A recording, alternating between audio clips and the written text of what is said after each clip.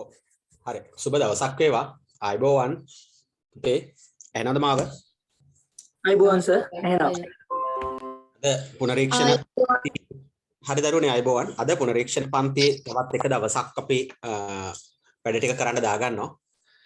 මම හිතනවා මේ මට හැමදාම මේක මම ඔබට මතක් කරමින් සහ හැමදාම මම ඔබත් එක්ක මේ සම්බන්ධයෙන් කතා කරන්නේ මේකට ඉන්වෝල්ව් වෙන්න ඕනේ. මම ඉස්සරලාම නිකන් ඔබෙන් අහුවොත් එහෙම දැන් මාසයකට විතර කලින් මහන්සි වෙලා දුක් විඳලා කොරෝනා කාලේ එහෙම නැත්නම් අපි කියන සංචරණ සීමා තියෙන දවස්වල ඇන්තිරි නීතියට අභියෝග කරලා ගේම ඉල්ල බැංකුවට ගිහිල්ලා සල්ලි දාලා අතට ගත්ත වැඩ පොතට මොකද වුනේ?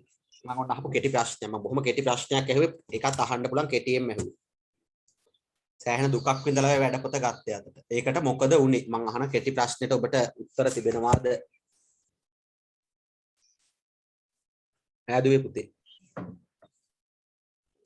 හලෝ ඇහෙනවද?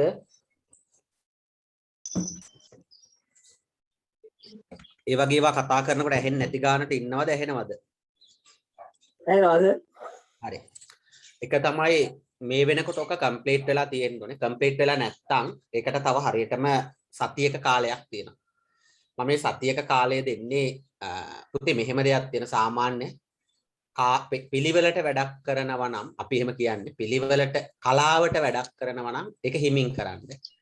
කරන්නම් වාලේ කරනවා නම් ඒක හයියෙන් කරන්න වෙනවා. එතකොට මම ඉස්සෙල්ලාම මේ දැන් ගුරුවරයා හැටියට ඕදනක් දෙන්නම්. ඒ ඕදන තමයි හොඳට ඒක තේරුම් ගන්න. වැඩේ කරන්න මාසයක් තිබිලා තව ඒක කරගන්න බැරි වෙලා සතියක් ඉතුරු වෙන වෙලාවට ඔක හදිස්සියේ කරන්න යනවා කියලා කියන්නේ.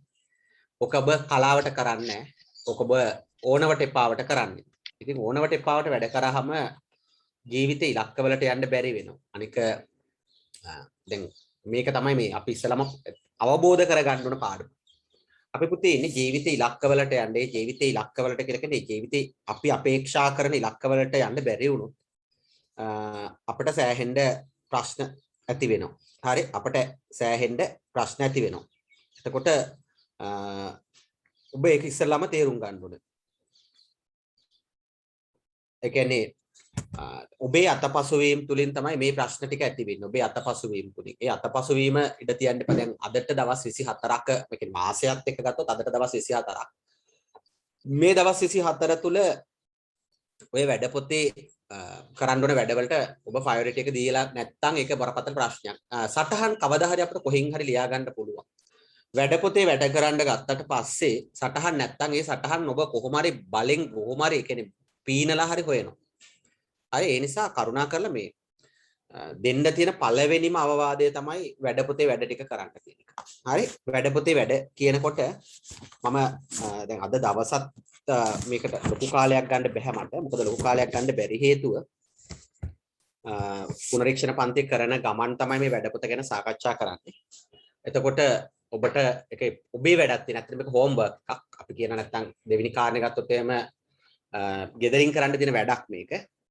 පුතේ ඉස්සලාම තේරුම් ගන්න මේ හෝම්වර්ක් එක විවේකයෙන් කරන්න. තමන්ගේ කැපැසිටි එක දාන්න. ලියන්න බැරි ඕනෑම ප්‍රශ්නයක් මගෙන් අහන්න. මම මේකට උත්තර දෙනවා. හරි. අපි දැන් ඉස්සලාම බලමු. මම නිතර මේක මතක් කරන්නේ ඔබට ඇයි කියන කාරණේ මම පෙන්නලා දෙන්නම්. ඔබ මේ වෙනකොට හැම දරුවෙක්ම නෙමෙයි සුළුතරයක් බොහෝම අන්ධ භක්තියෙන් පිරීලා ඉන්නවා. අන්ධ භක්තිය කියන එක පුතේ අපේ ඥානවල තියෙන එකක් වෙන්න ඇති. එහෙම ඥානවල තිබුණ නැත්නම් අපිට ඒක එන්න විදියක් නැහැනේ. දැන් මේ ඥානවල තියෙන්න ඇති කියලා මම කියන්න යන්නේ. දැන් සමහර වෙලාවට ඔබ අදහන ආගම තුල ඔබේ ආගමික ලබ්ධිය එහෙම නැත්නම් ඒ භක්තිය එහෙම නැත්නම් ආගමික භාවය නිසා ඔබේ දෙමාපියන්ගෙන් උරුම වෙච්ච එක සමහර දෙමව්පියෝ ආගම තුල වත්පිළිවෙත් රකින්නවා කියලා ආගමට පටහැනි දේවල් රකින්න. හරියට නිකන් කොයි වගේද කියලා ගත්තොත් එහෙම අපි ගත්තොත් එහෙම මේ චෛත්‍යයට පළතුරු පූජා කරනවා. එකක්. චෛත්‍යයට රෙදි හැට්ට අඳිනවා. තව එකක්. හරි? ඊළඟට අර දැන් කරන්න ඕන දේවල් නෙමෙයි. කණ්ඩ නැති එක්කට කෑම වේලක් දෙන එක නෙමෙයි කරන්නේ. චෛත්‍යයට ගිහිල්ලා පළතුරු පූජා කරලා එනවා. අඩුම තරමේ කන්න නැති බල්ලෙකුට කෑම ටිකක් දෙනවා වෙනුවට අත කරන්නේ අර වැඩේ. එතකොට බල්ලෙක්ට කෑම ටිකක් දාන්න හිත නැවෙන්නේ නැහැ. එතකොට ඒ වෙනකොට කියන ඔක කාලා උතර ජරා කරලා යනවා. ඒ නිසා කන්න දෙන්නේ නැහැ. පූසෙක්ට කෑම ටිකක් දෙන්නේ නැහැ. හැබැයි අර නොකල යුතු දේවල් කරනවා. හරි. මම මේ ඒ වගේ අපි ළඟ තියෙනවා. ඒ වගේම මේ අන්ධ භක්තියේ යම් යම් කොටස් සීමාමායි ඔබේ වයසත් එක්ක ඔබ ළඟටත් ඇවිල්ලා තියෙනවා. දැන් උදාහරණයක් හැටියට ගත්තොත් එහෙම මේ දවස්වල සමහර දරුවෝ මේ ප්‍රශ්න පත්‍ර පන්ති හොයනවා. ප්‍රශ්න පත්‍ර පන්ති හොයනවා. හරි? මම නිකන් වචනෙට කියන්නේ. පේපර් ක්ලාස් නැද්ද සර්? ඇයි? මම ඒතර සමහර වෙලාවට නිකන් දරුවන් අහන පේපර් ක්ලාස් නැද්ද? මොකටද පේපර් ක්ලාස් එකක් සම්බන්ධ වෙන්න ඕනේ? හොඳයි පේපර් ක්ලාස් එකට සම්බන්ධ වෙන්න ඕනේ. හරි. ප්‍රශ්නයක් නැහැ. එතකොට මේ මම ඒත් නිකමට අහන මේ පුතේ පේපර් ක්ලාස් එකට කීයක් විතර ගෙවන්න කැමතිද? සර් එහෙම අදහසක් නැහැ සර්. මේ සාමාන්‍ය රුපියල් 1000ක් 1500ක් ගෙවන්න පුළුවන්. හරි දැන් එතකොට කාගේද සල්ලි දෙමව්පියන්ගේ සල්ලි ගෙවන්න පුළුවන්ලු. හරි ඒක කමක් නැහැ කියන්නේ. මම එතකොට ආයෙත් එතනින් එහාට ලොකුවට කතාවකට යන්නේ නැහැ. මම ආයෙත් අහනවා මේ වැඩපොත එහෙම ගත්තද කරාද පුතේ? සර් වැඩපොත නම් ගෙන්න ගත්තා තව ටිකක් කරන්න තියෙනවා. ටිකක් කියලා කිව්ව පුතේ දැන් කීයක් විතර ලිව්වද? සර් ප්‍රශ්න 3ක් විතර ලිව්වා. ඒතකොට ටිකක් නෙමෙයිනේ පුතේ තව ගොඩක් තියෙනවනේ. හරි. මම හිතුවා chat එකක් දාන් ඉන්නවා. කමක් නැහැ. හොඳට අහගෙන ඉන්න. එතකොට මොකද්ද මේ අපබ්‍රංශ කියන එක තේරෙනවා. පුතේ පේපර් ක්ලාස් එකක් යන්න ඕනේ නම් එහෙම නැත්නම් හොයනවා නම් ඒත් එක්කම මගේ පුතාලා මේ ඔය ඔන්ලයින් වලින් පීනන පන්තියකටත් යන්න. හරි ඒක නිකන් කියන ඔන්ලයින් වලින් පීනන පන්ති. ඒ වගේ එකකටත් යන්න. එතකොට ඒත් එක වරදක් නැහැ ඔන්ලයින් වලින් පීනන්න පුරුදු කරන පන්තියකටත් යන්න. ඊළඟට කාරණේ ගත්තාම දුවලා පුතාලා මේ ඔය ඔන්ලයින් වලින් බැඩ්මින්ටන් ගහන පන්තියකට ඔන්ලයින් වලින් දුවන පන්තියකට වගේ එකකටත් යන්න. ඒකයි ඔය පේපර් ක්ලාස් එකයි අතර වෙනසක් නැහැ. ඒ කියන්නේ ඔය සල්ලි රුපියල් 1000ක් හරි තව 1500ක් හරි අරගෙන කාට හරි පූජා කරලා කරන පේපර් ක්ලාස් එකයි අර ඔන්ලයින් පීනන්න දාගන්න පන්ති අතර ලොකු වෙනසක් නැහැ. හරි මම එහෙම කියන්නේ ඇයි කියලා කිව්වොත් එහෙම මේ ඉස්සෙල්ලාම තේරුම් ගන්න ඕනේ පේපර් ක්ලාස් එකක් කියන එක අර අන්ධ භක්තිය තුලින් අපට ආපු එකක්. අන්ධ භක්තිය තුලින් ආපු එකක්. ඒ අන්ධ භක්තිය තුලින් අපිට එහෙම එකක් එන්න අපි කරන්න ඕනේ මේ මාසයේ තුල ඉගෙන ගන්නකොට අපේ කැපැසිටි එක යොදලා අපි ගෙදර ඉන්න වෙලාවේ ප්‍රශ්නයක් අරගෙන ගුරුවරයා ඒකට මාර්ගෝපදේශනය කොහොමද දීලා තියෙන්නේ කියලා එක බලලා ඒ සඳහා කාලය යොදවලා අපි ප්‍රැක්ටිස් කරන එක. අපි ප්‍රැක්ටිස් කරන එක. දැන් ඔයාලට තේරෙනවා ඔන්ලයින් පීනන්න බෑ. පීනන්න ඕනේ නම් අපි කරන්න ඕනේ වැවකට ස්විමින් පූල් එකකට ගිහිල්ලා දැන් හැමෝටම ස්විමින් පූල් හොයන්න බෑනේ. එතකොට වතුර තියෙන වැවකට ගිහිල්ලා ගිලෙන්නේ නැති වෙන ප්‍රදේශයක් බලලා එතන ඒ සඳහා යම් ආකාරයක ආයාසයක් අරගෙන පුහුණු වීම කරන එක. කාටවත් පුළුවන් කමක් නැහැනේ ඔන්ලයින් වලින් බයිස්කල් එක මේ මෝටර් සයිකලෙට ලයිසන් ගන්න බෑනේ. කව දැන් මෝටර රථ ප්‍රවාහන දෙපාර්තමේන්තුව ඔන්ලයින් ලයිසන් දෙන්නේ නැහැ. ඔන්ලයින් ලයිසන් දෙන්නේ නැහැ. මොකද ඒක දාන්න එක කරන්න බෑ කියලා. එතකොට ඒ වගේ තමයි මම ඔබට කියන මේ කොහෙම බොරුවට ඔන්ලයින් පේපර් ක්ලාස් එකක් කියලා බොරුවට සල්ලි අරගෙන කරයි කියලා සත පහක වැඩක් නැහැ. මොකද දැන් සමහරව අහන ඔයා කරන්නේ නැද්ද සර්? එහෙමත් අහන. ඒකට මම කියන්නේ ඉතින් මට ඇත්තටම පුතේ එහෙම හිතට එකඟව බොරු කරන්න බෑ. මගේ දෙයක් තියෙන ජීවිතේ මට කවදාවත් හිතට එකඟව මේ බොරුවක් කරලා සල්ලි ගන්න බෑ. ගන්නවා නම් වැඩක් කරලා ඒක අර අපි වචනෙට කියන්නේ yaadෙනවා නම් විතරක්, ගැළපෙනවා නම් විතරක්. මොකද දැන් ඔය මම ගන්න මුදල් මේ අපි නිකන් අර කියන බලු කපුටු දාන දෙන්න බෑනේ අපිට. ඒකට අපිත් ඒකෙන් ප්‍රයෝජනයක් ගන්න අපිට ඒක පිහිටන්න අපිට ඒක හරියන්න නම් අපි ඒක සත්භාවයෙන් ගන්න ඕන. හොඳට තේරුම් අරගන්න. හරි? ඒ නිසා මේ බොරු වැඩක් කරලා සල්ලි ගන්න බෑ. එහෙම නැත්නම් මටත් පුළුවන් පුතේ පන්ති ගාස්තු රුපියල් 1800යි හරි 2000යි හරි කියලා එහෙම ලොකු පන්ති ගාස්තුවක් ගන්නත් මට පුළුවන්. හැබැයි මම එහෙම කරන්නේ නෑ. මොකද මම ඒක කරන්නේ දැන් පිළිවෙලක් තියෙනවා. මම මහන්සි වෙලා වැඩ පොත් දෙකක් හදනවා. ඊළඟට ඒක මුද්‍රණය කරනවා. මුද්‍රණ අමුද්‍රව්‍ය යනවා. ඊළඟට ගත්තාම ඒක දැන් ඒකේ අන්තර්ගතයක් තියෙනවා. අන්තර්ගතයට සාමාන්‍යම මාසයක් විතර මහන්සිලා තමයි හදන්නේ ඔය වැඩ පොත් දෙකක් කියන අවුරුදු දෙකට ටියුට් දෙකක් හදලා. ඒව වෙන කවුරුත් නෙමෙයි මම හදන්නේ. හරි? එතකොට එහෙම කරලා ඊට පස්සේ කුරියර් සේවාවටත් ඒකට යන මුදලක් පිරිවැයක් දරලා ඒක ගෙදර එවන්නේ මේ උගන්නන කාලයට Zoom පැකේජ් එකට ඉලෙක්ට්‍රිසිටි වලට යන කොස්ට් එකත් එක්ක. ඔය ජංගම දුරකථනයේ පරිගණකය මේ මේන්ටේන් කරගෙන යන ඒවට එක තමයි කොස්ට් එකක් එවලා තියෙන්නේ. ඒක ඒතකොට ඒකෙදි ඔබ කළ යුතු දේ තමයි ඔබට තියෙනවා දැන් හොඳට තේරුම් ගන්න ඔබට තියෙනවා වැඩක් කරන්න. ඒ වැඩේ නොකර අර දෙමාපියන්ගේ සල්ලි තව විදියකට කාට හරි යන විදියට හරි එහෙම නැත්නම් මොන හරි බොරුවක් කරන විදියට මේ බොරුවට ඔන්ලයින් ක්ලාස් වල මේ පේපර් ක්ලාස් කියලා දෙයක් නැහැ. හරි ඒක හරියට මිත්‍යාවක්. ඒක හරියට මිත්‍යාවක්. අර නිකන් හැම එකටම අපි කියන්නේ සෙලවෙන මනස වගේ. එහෙම දෙයක් නැහැ. මේ ඔන්ලයින් ක්ලාස් එකේදී පේපර් ක්ලාස් එක කියන එක මේත් එක කරගෙන යන්න. මේ මම හැම මාසෙම පේපර් ක්ලාස් එක කරනවා. පේපර් ක්ලාස් එක කරනවා කියලා කියන්නේ වැඩ පොත දෙනවා. වැඩ පොතේ ප්‍රශ්න ටික ඔබ කරනවා. මම ඒක සාකච්ඡා කරනවා. හරි? දැන් ওই පේපර් ක්ලාස් හොයන එක දරුවෙක්වත් කල්පනා කරලා බලන්න. කට ඇරලා කොන්ද කෙලින් තියාගෙන කියන්න මම නම් ඒක බැලුවා කියලා. මේ මාසේ දුන්න අගෝස්තු මාසේ දුන්න වැඩ පොතේ පළවෙනි ප්‍රශ්න 25 සාකච්ඡා කරලා ඒ වීඩියෝ එක YouTube එකට දැම්මා. කොන්ද කෙලින් තියාගෙන පුළුවන් නම් කතා කරලා කියන්න. දැන් මෙතන ඉන්න දරුවෝ කොන්ද කෙලින් තියාගෙන කතා කරලා කියන්න. මම ඒ වීඩියෝ එක මට වෙලාවක් තියෙන වෙලාවේ මම ඇත්තටම බැලුවා සර් කියලා. පුළුවන් නම් කියන්න බලන්න ළමයි 10 දෙනෙක් මට කියන්න. අත උස්සන ළමයි 10 දෙනෙක් බැලුවයි කියලා. පුළුවන් නම් කියන්න මම අභියෝගයක් බාර දුන්නා. මම ඒකේ ලින්ක් එකක් දෙවුවා. මෙන්න ප්‍රශ්න 25ක් සාකච්ඡා කරන එකක් තියෙනවා. ප්‍රශ්න පත්‍ර සාකච්ඡාව බලන්න කියලා. දමයන්ති එක්කෙනයි. හරි. අපි බලමු. මම විශ්වාස කරන ඒ දුව කරන්න ඇති කියලා. මොකද ඒ දුව මාත් එක්ක ගනුදෙනු කරන ආකාරයට වැඩ කරන ආකාරයට එයා බලන්න ඇති. හරි. එක්කෙනෙක් ඉන්නවා. හරි පුළුවන් නම් අනිත් අය අභියෝගේ බාර ගන්න. මම බැලුවා කියන අභියෝගේ. මම බැලුවයි කියන අභියෝගේ බාර ගන්න. හරි. එක්කෙනෙක් ඉන්න. මම තාමත් කියන්නේ එක්කෙනෙක් ඉන්න. අන්න පුතේ ඕක තමයි මම මේ කියන්නේ. ඔයාලට මහා බොරු මිත්‍යාවක් කරගෙන යනවා කියලා. හරිද?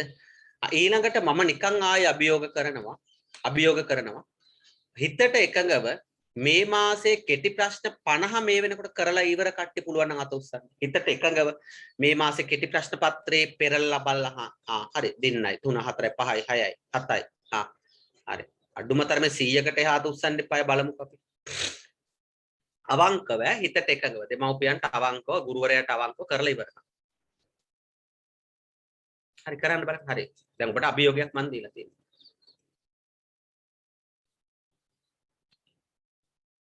නැනේ කරගෙන යන්න. හරි. ඔයාලා දැන් ඔක වැඩේ අත උස්සගෙන යන්නකෝ බලන්න. අපි මොකද්ද මේ යථාර්ථයට ටොකු වෙනලා පෙන්වන්නේ කියලා බලන්න.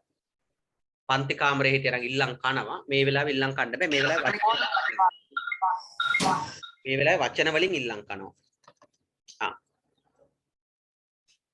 හරි 40යි 45යි නෑ 2යි 3යි 4යි ඇත්තට ප්‍රශ්න 50 ඉවර කරලා තියෙනවා.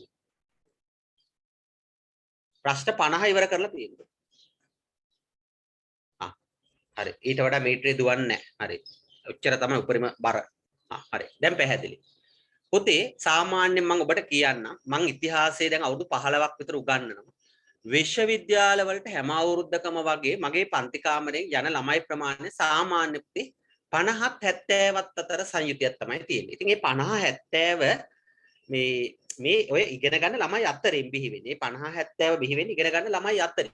එතකොට ඒ අතරට ඔය එන අංකුර දැන් පෙන්නනවා. ඒ අතරට එන එමින් පවත්න අංකුර දැන් පෙන්නමින් තියෙනවා. හරි? එතකොට අනිත් අයට ඒ අතරට එන්න තමයි අපි ආරාධනා කරන්නේ. අනිත් අයට එන්න කියලා ආරාධනා කරනවා. හරිද? හැබැයි මම වගකීමෙන් නැවතත් කියන 50ක් 70ක් විතර ප්‍රමාණයක් විශ්වවිද්‍යාලේ යනවා. ඒක මට කරන්න පුළුවන් වෙන්නේ මාර්ගෝපදේශය දෙන එක. ඒ මාර්ගෝපදේශය පිළිගන්න ළමයි ගෙදර ඉඳන් වැඩ කරලා. හරි? ඒක තමන්ගේ වැඩක්. එතකොට අර අපි කියන්නේ මේ ඔන්ලයින් පීනන්න බෑනේ. එතකොට ඒ දරුවෝ තමන්ගේ සෝත්සාහයෙන් වැඩ කරලා ගැටලු තියෙන තැන් අපිත් එක්ක සාකච්ඡා කරලා විසඳලා ප්‍රශ්න අහලා මම මෙහෙම ලිව්වේ සර් මේක චුට්ටක් මට හරිද කියලා කියන්න. එහෙම නැත්නම් ෆොටෝ ගහලා එවන එක නෙමෙයි මේ කරන්නේ. මේකට සර් කොහොමද ප්‍රවේශය ගන්න මම ලියන්න ඉස්සරලා අහන්නේ මට පුළුවන් නම් පොඩ්ඩක් කියලා දෙන්න. කිව්වම අපි කියලා දෙනවා. කාටවත් කියලා නොදී ඉඳලා නෑ මේ වෙනකන්. ඊයේ පෙරේදා එක දරුවෙක් අහපු ප්‍රශ්නයක් තියෙන අපේ මේ දිසානායක දුව ඒකට විතරක් මට ඇත්තටම උත්තරේ ටයිප් කරගන්න බැරුණා. මොකද ඊයේ දරුවා පෙරේදා මේ ඊයේ ඇහුවේ. ඒ උත්තරේ මම අද පන්ති කාමරේ වෙලා ඒ දුවට එවනවා. දුව ඇහුවනේ දිසානායක කවුද? ප්‍රශ්නයක් ඇහුවනේ දරුවෝ කො කෙල්ල.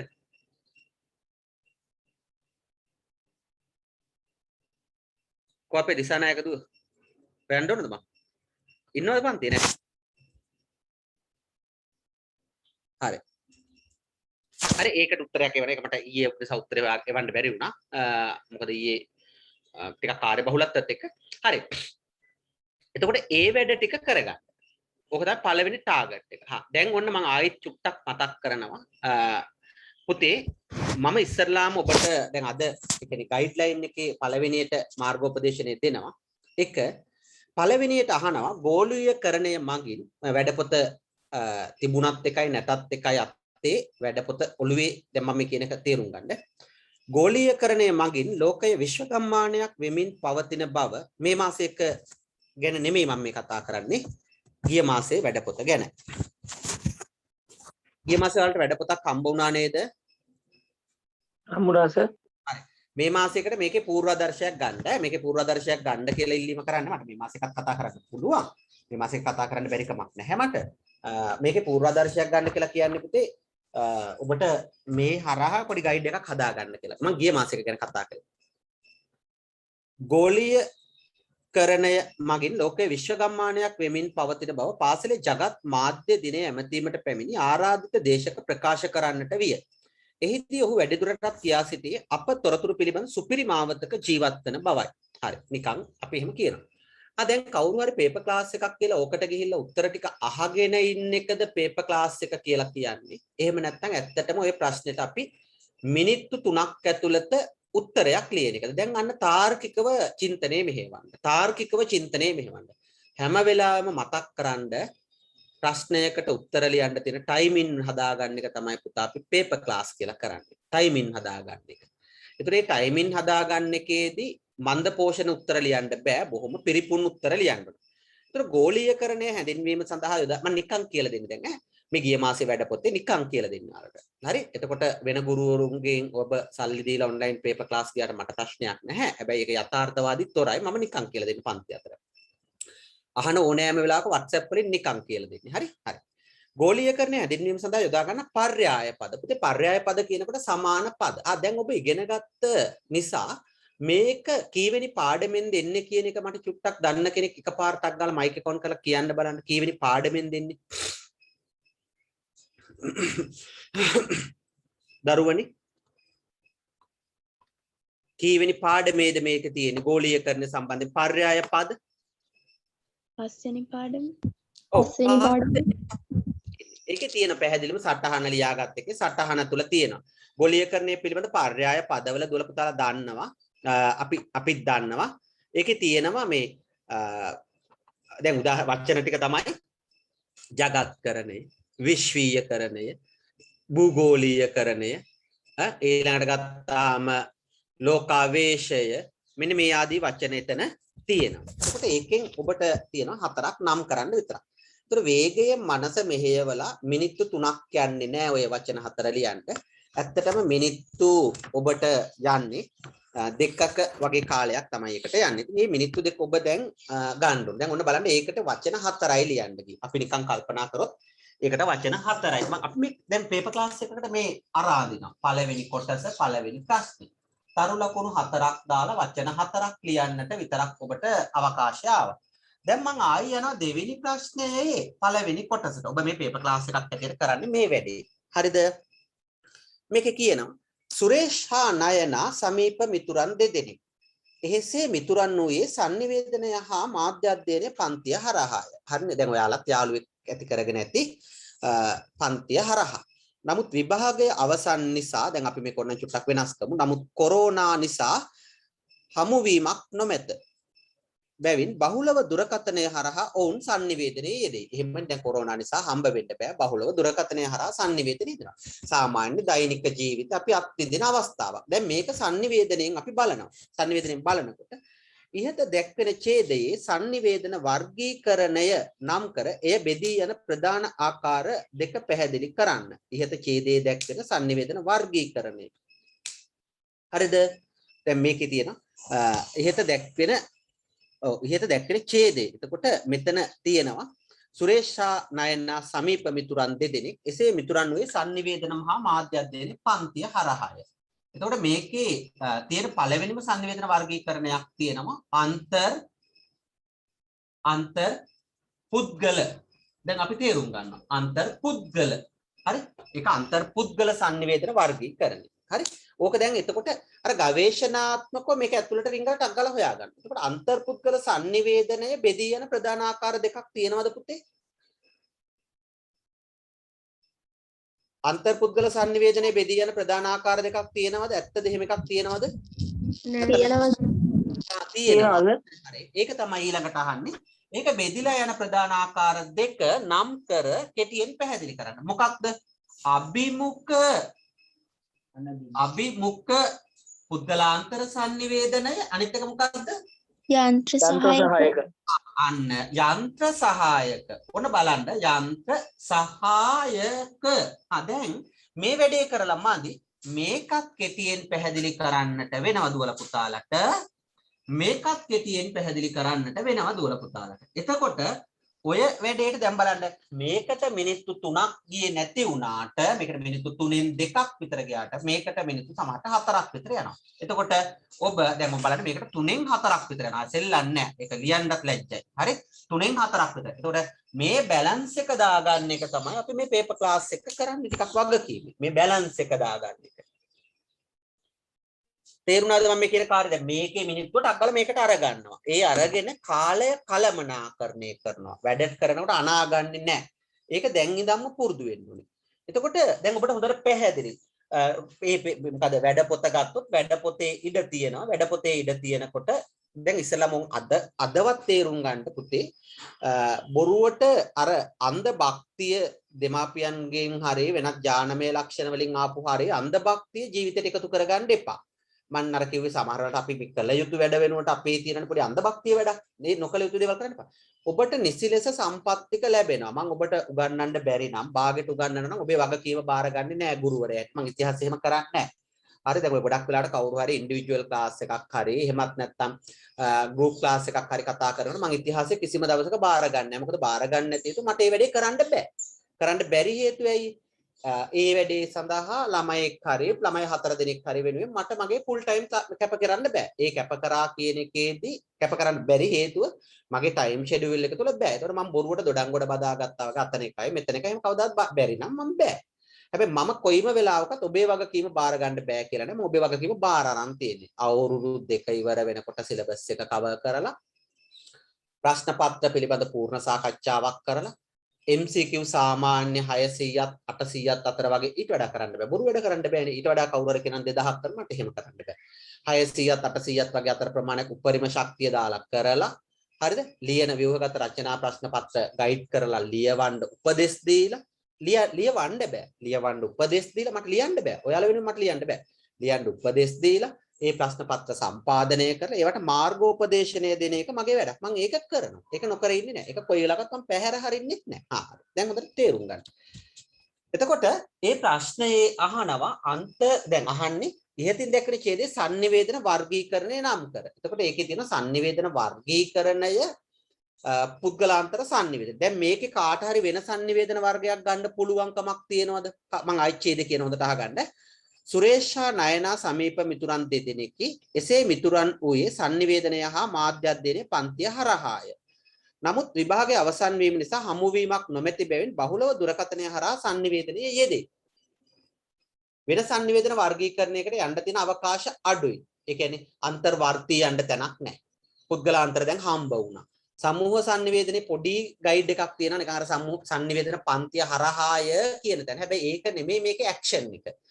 ජන sannivedanaye කොහොමත් ගන්න බෑ. මහජන sannivedanaye කොහොමත් ගන්න බෑ.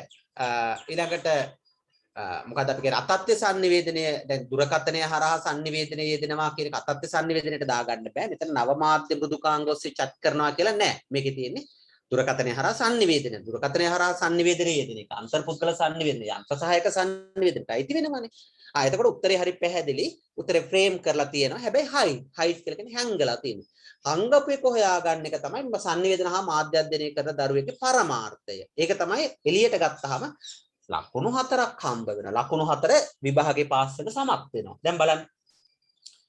අභිමුඛ පුද්ගලාන්තර sannivedana නැත්නම් මුහුණට මුහුණලා සිදුවන sannivedana සහ යන්ත්‍ර සහායක. ඒක කෙටියෙන් පැහැදිලි කරනකොට ලකුණු 8ක් හම්බ වෙනවා. හරි. ඔබට ප්‍රශ්න අහන්න තියෙනවා නම් මගෙන් අහන්න මම ඒකට සාවධානව ඔබට උත්තර දෙන්න සූදානම්ෙන් සිටිනවා. අහන්න මොනවා හරි තියෙනවා නම් දැන් එහෙමනම් ඔන්න මං ආයෙත් කියනවා පුතේ වැඩ පොත ගත්තයි කියලා අපි නිකන් වචනෙට කියනවා වගේ හනුම දරපලන්න ගත්තා වගේ වැඩ පොත අතට හම්බ වෙච්ච වෙලාව ඉඳන් ලියන්න යන්න එපා. හරිද? මේක ආර්ට් එකක්. මේක කලාවක්. මේක බොහොම එන්ජොයි කරන්න ඕන කලාවක්.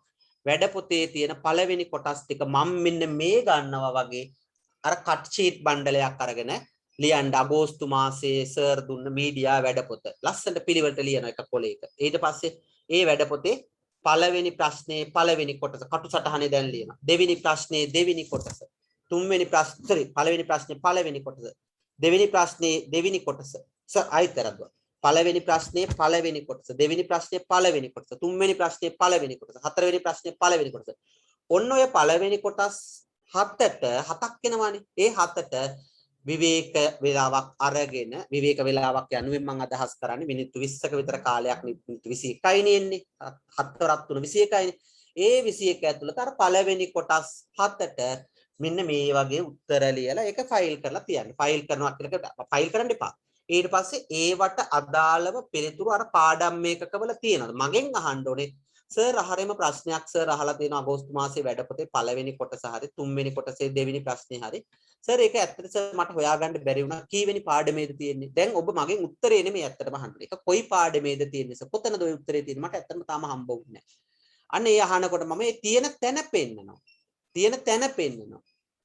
පුතේ අපේ මේ මොකද්ද මේ අපි එකට කියන අපේ කැපැසිටි එක වැඩි වෙන්නේ කොහේ හරි තියෙන දෙයක් අතට ගෙනල්ලා දුන්නාම නෙමෙයි ඒ තියෙන තැන හොයාගෙන ගිහිල්ලා ඒක මේ මොනවද අපි කියන්නේ ඒක හොයාගන්න පුළුවන් වෙනකොට ඒක අත්පත් කරගන්න පුළුවන් වෙනකොට තමයි අපිට ඒක වෙන්නේ. දැන් අපිට බැරි කමක් නැහැනේ දුවේ පුතේ පන්සල් යනකොට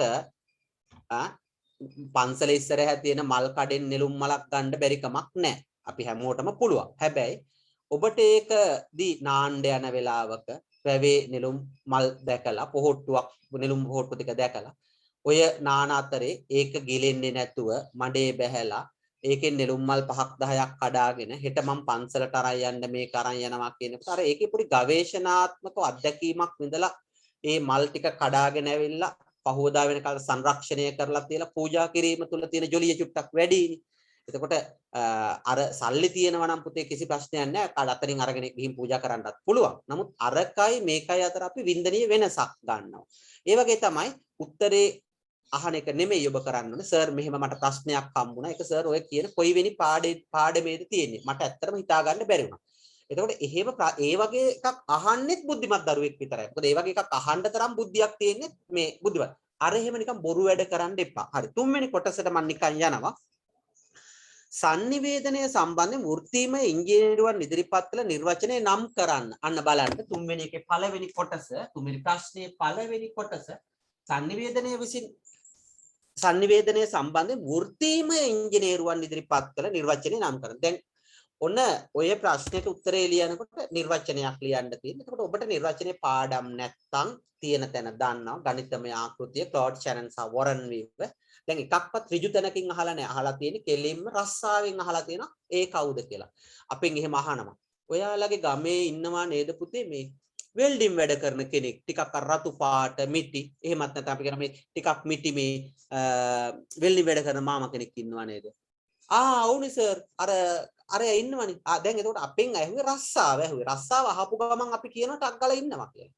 අන්න ඒ වගේ තමයි මේ ප්‍රශ්නේ අහලා තියෙන්නේ රස්සාවෙන් අහලා තියෙන්නේ. හරි sannivedanaya සම්බන්ධයෙන් වෘත්තීමය ඉංජිනේරුවන් ඉදිරිපත් කළ නිර්වචනය නම් කරා. හරි ප්‍රැක්ටිකල් මීඩියා වල තියෙන ඔන්න ප්‍රැක්ටිකල් ඉවෙන්ට් එක තේරුම් ගන්න ඕනේ. එතකොට sannivedana ඔන්න බලන්න ඒකට විනාඩි 3ක් යන්නේ නැහැ. sannivedanaya යනු යම් තැනකදී නිර්මාණය කරගත්තෝ තෝරාගත් පණිවිඩයක් තවත් තැනක ඒ ආකාරයෙන්ම හෝ සමාන ලෙස ප්‍රතිනිර්මාණය කිරීම sannivedanayයි. ක්ලොඩ් ෂැනන් සහ වොරන් වීවර් 1949. අන්න බලන්න ඒකට ගියපු මිනිත්තු 3ක් දැන් ඉතුරු නැහැ. ඒකට මේකකට වැඩියෙන් යනවා නම් අරකින් බැලන්ස් කරගන්න. හරි. අපිට චුට්ටක් ඉස්සරහට ගියාම අපිට හම්බෙන්නේ දැන් මේ ඔක්කොම ලියන්නේ කටු කොළවල. මම කියන කාරණා හොඳට තේරුම් ගත්තා නම් හරි. වත්මන් ජනමාධ්‍යසිය ග්‍රාහකයින් කොළඹවාලීම සඳහා යොදා ගන්න උපක්‍රම 4ක් නම් කරන්න කියලා කියනවා. ඒකට වත්මන් ජනමාධ්‍ය කියනකොට අපි දන්නවා පුවත්පත, ගුවන්විදුලි, රූපවාහිනී. ඒවා සිය ග්‍රාහකයෝ කොළඹවා ගන්න පාවිච්චි කරන උපාය මාර්ග 4ක් නම් කරන්න විතරයි තියෙන්නේ. අපි දන්නවා රියැලිටි වැඩසටහන් සඳහා අවස්ථාව ලබා දීම 1 2 අපි දන්නවා මේක දැන් මේක ගුරුවත් පොතේ කොතනකවත් නෑ මම වගකීමෙන් කියලා මේක ගුරුවත් පොතේ කොතනකවත් නෑ හැබැයි මීඩියත් එක්ක යනකොට ඒ අර සාමාන්‍ය අපි සමාජයේ උගන්වනකොට අපි ටීවී බලනකොට අපි දැකලා තියෙන අලුත් ඉවෙන්ට් තමයි මේවා ගන්න. දෙක මුදල් බෙදා දීම. තුන්වෙනි එක ග්‍රාහකයන් සජීවීව වැඩසටහන් වලට සම්බන්ධ කරගන්න දුරකථනයෙන් වෙන්න පුළුවන් WhatsApp වලින් වෙන්න පුළුවන් වෙනත් මෘදුකාංගයක් කරා අපිට කෝල් කරන්න අවස්ථාව ලබා දෙනවා. ඊළඟට ගත්තාම රියැලිටි වැඩසටහන් සඳහා අවස්ථාව ලබා දීම මම හිතන්නේ කිව්වා. ත්‍යාග ලබා දීම, විදේශ සංචාර ලබා දීම. මෙන්න මේ ආදී වශයෙන් බොහෝමයක් අවස්ථා තියෙනවා අපිට මේ ග්‍රාහකයෝ පොළඹව ගන්න මේ වැඩසටහන් වලට. හරිද? ඔන්න ඔය කියන කාරණා. එතකොට ඒකට හතරවෙනි කොටසේ පළවෙනි එක. පස්වෙනි එකේ අහනවා ගුවන්විදුලි මාධ්‍ය අනන්‍යතා ලක්ෂණ හතරක් නම් කරන්න කියලා. එතකොට අපි දන්නා මේක හතරවෙනි පාඩමේ තියෙන්නේ. ඇසී නැසී යන මාධ්‍යයක්, විද්‍යුත් මාධ්‍යයක් අනන්‍ය ලක්ෂණයක්. ඊළඟට ගත්තාම හඩ පෞරුෂය කරගත්ත මාධ්‍යයක්. ඊළඟට ගත්තාම දැන් ගුවන්විදුලි තියෙනවා. තව අපි ඕන තරම් දන්නවා. පරිකල්පනීය මාධ්‍යයක්. මේ අනන්‍යතා ලක්ෂණ. අපි අන්න එකෙන් හතරක් වේගෙන් ලියනවා. ඊළඟට 6 වෙනි එකට ගියාම අපිට 6 වෙනි ප්‍රශ්නේදී අපිට හම්බ වෙනවා මාධ්‍ය සාක්ෂරතාව සම්බන්ධ නිර්වචනයක් ඉදිරිපත් කරනවා. එතකොට යුරෝපා කොමිෂන් සභාවේ නිර්වචනය හරි. එහෙමත් නැත්නම් කෝටගේ නිර්වචනය හරි. අපි එතන ඒක ලියන්න ඕනේ. ඊළඟට 7 වෙනි කොටසට ගියාම 7 වෙනි එකේ අහනවා හොඳට තේරුම් අරගත්තා නම් හරි. මේකේ අහලා තියෙන ප්‍රශ්නේ යුනෙස්කෝ සංවිධානය මගින් ප්‍රකාශිත many voice one word කෘතිය දැක්වෙන ජනමාධ්‍යට සුවිශේෂ කාර්යයන් හතරක් නම් කරන්න.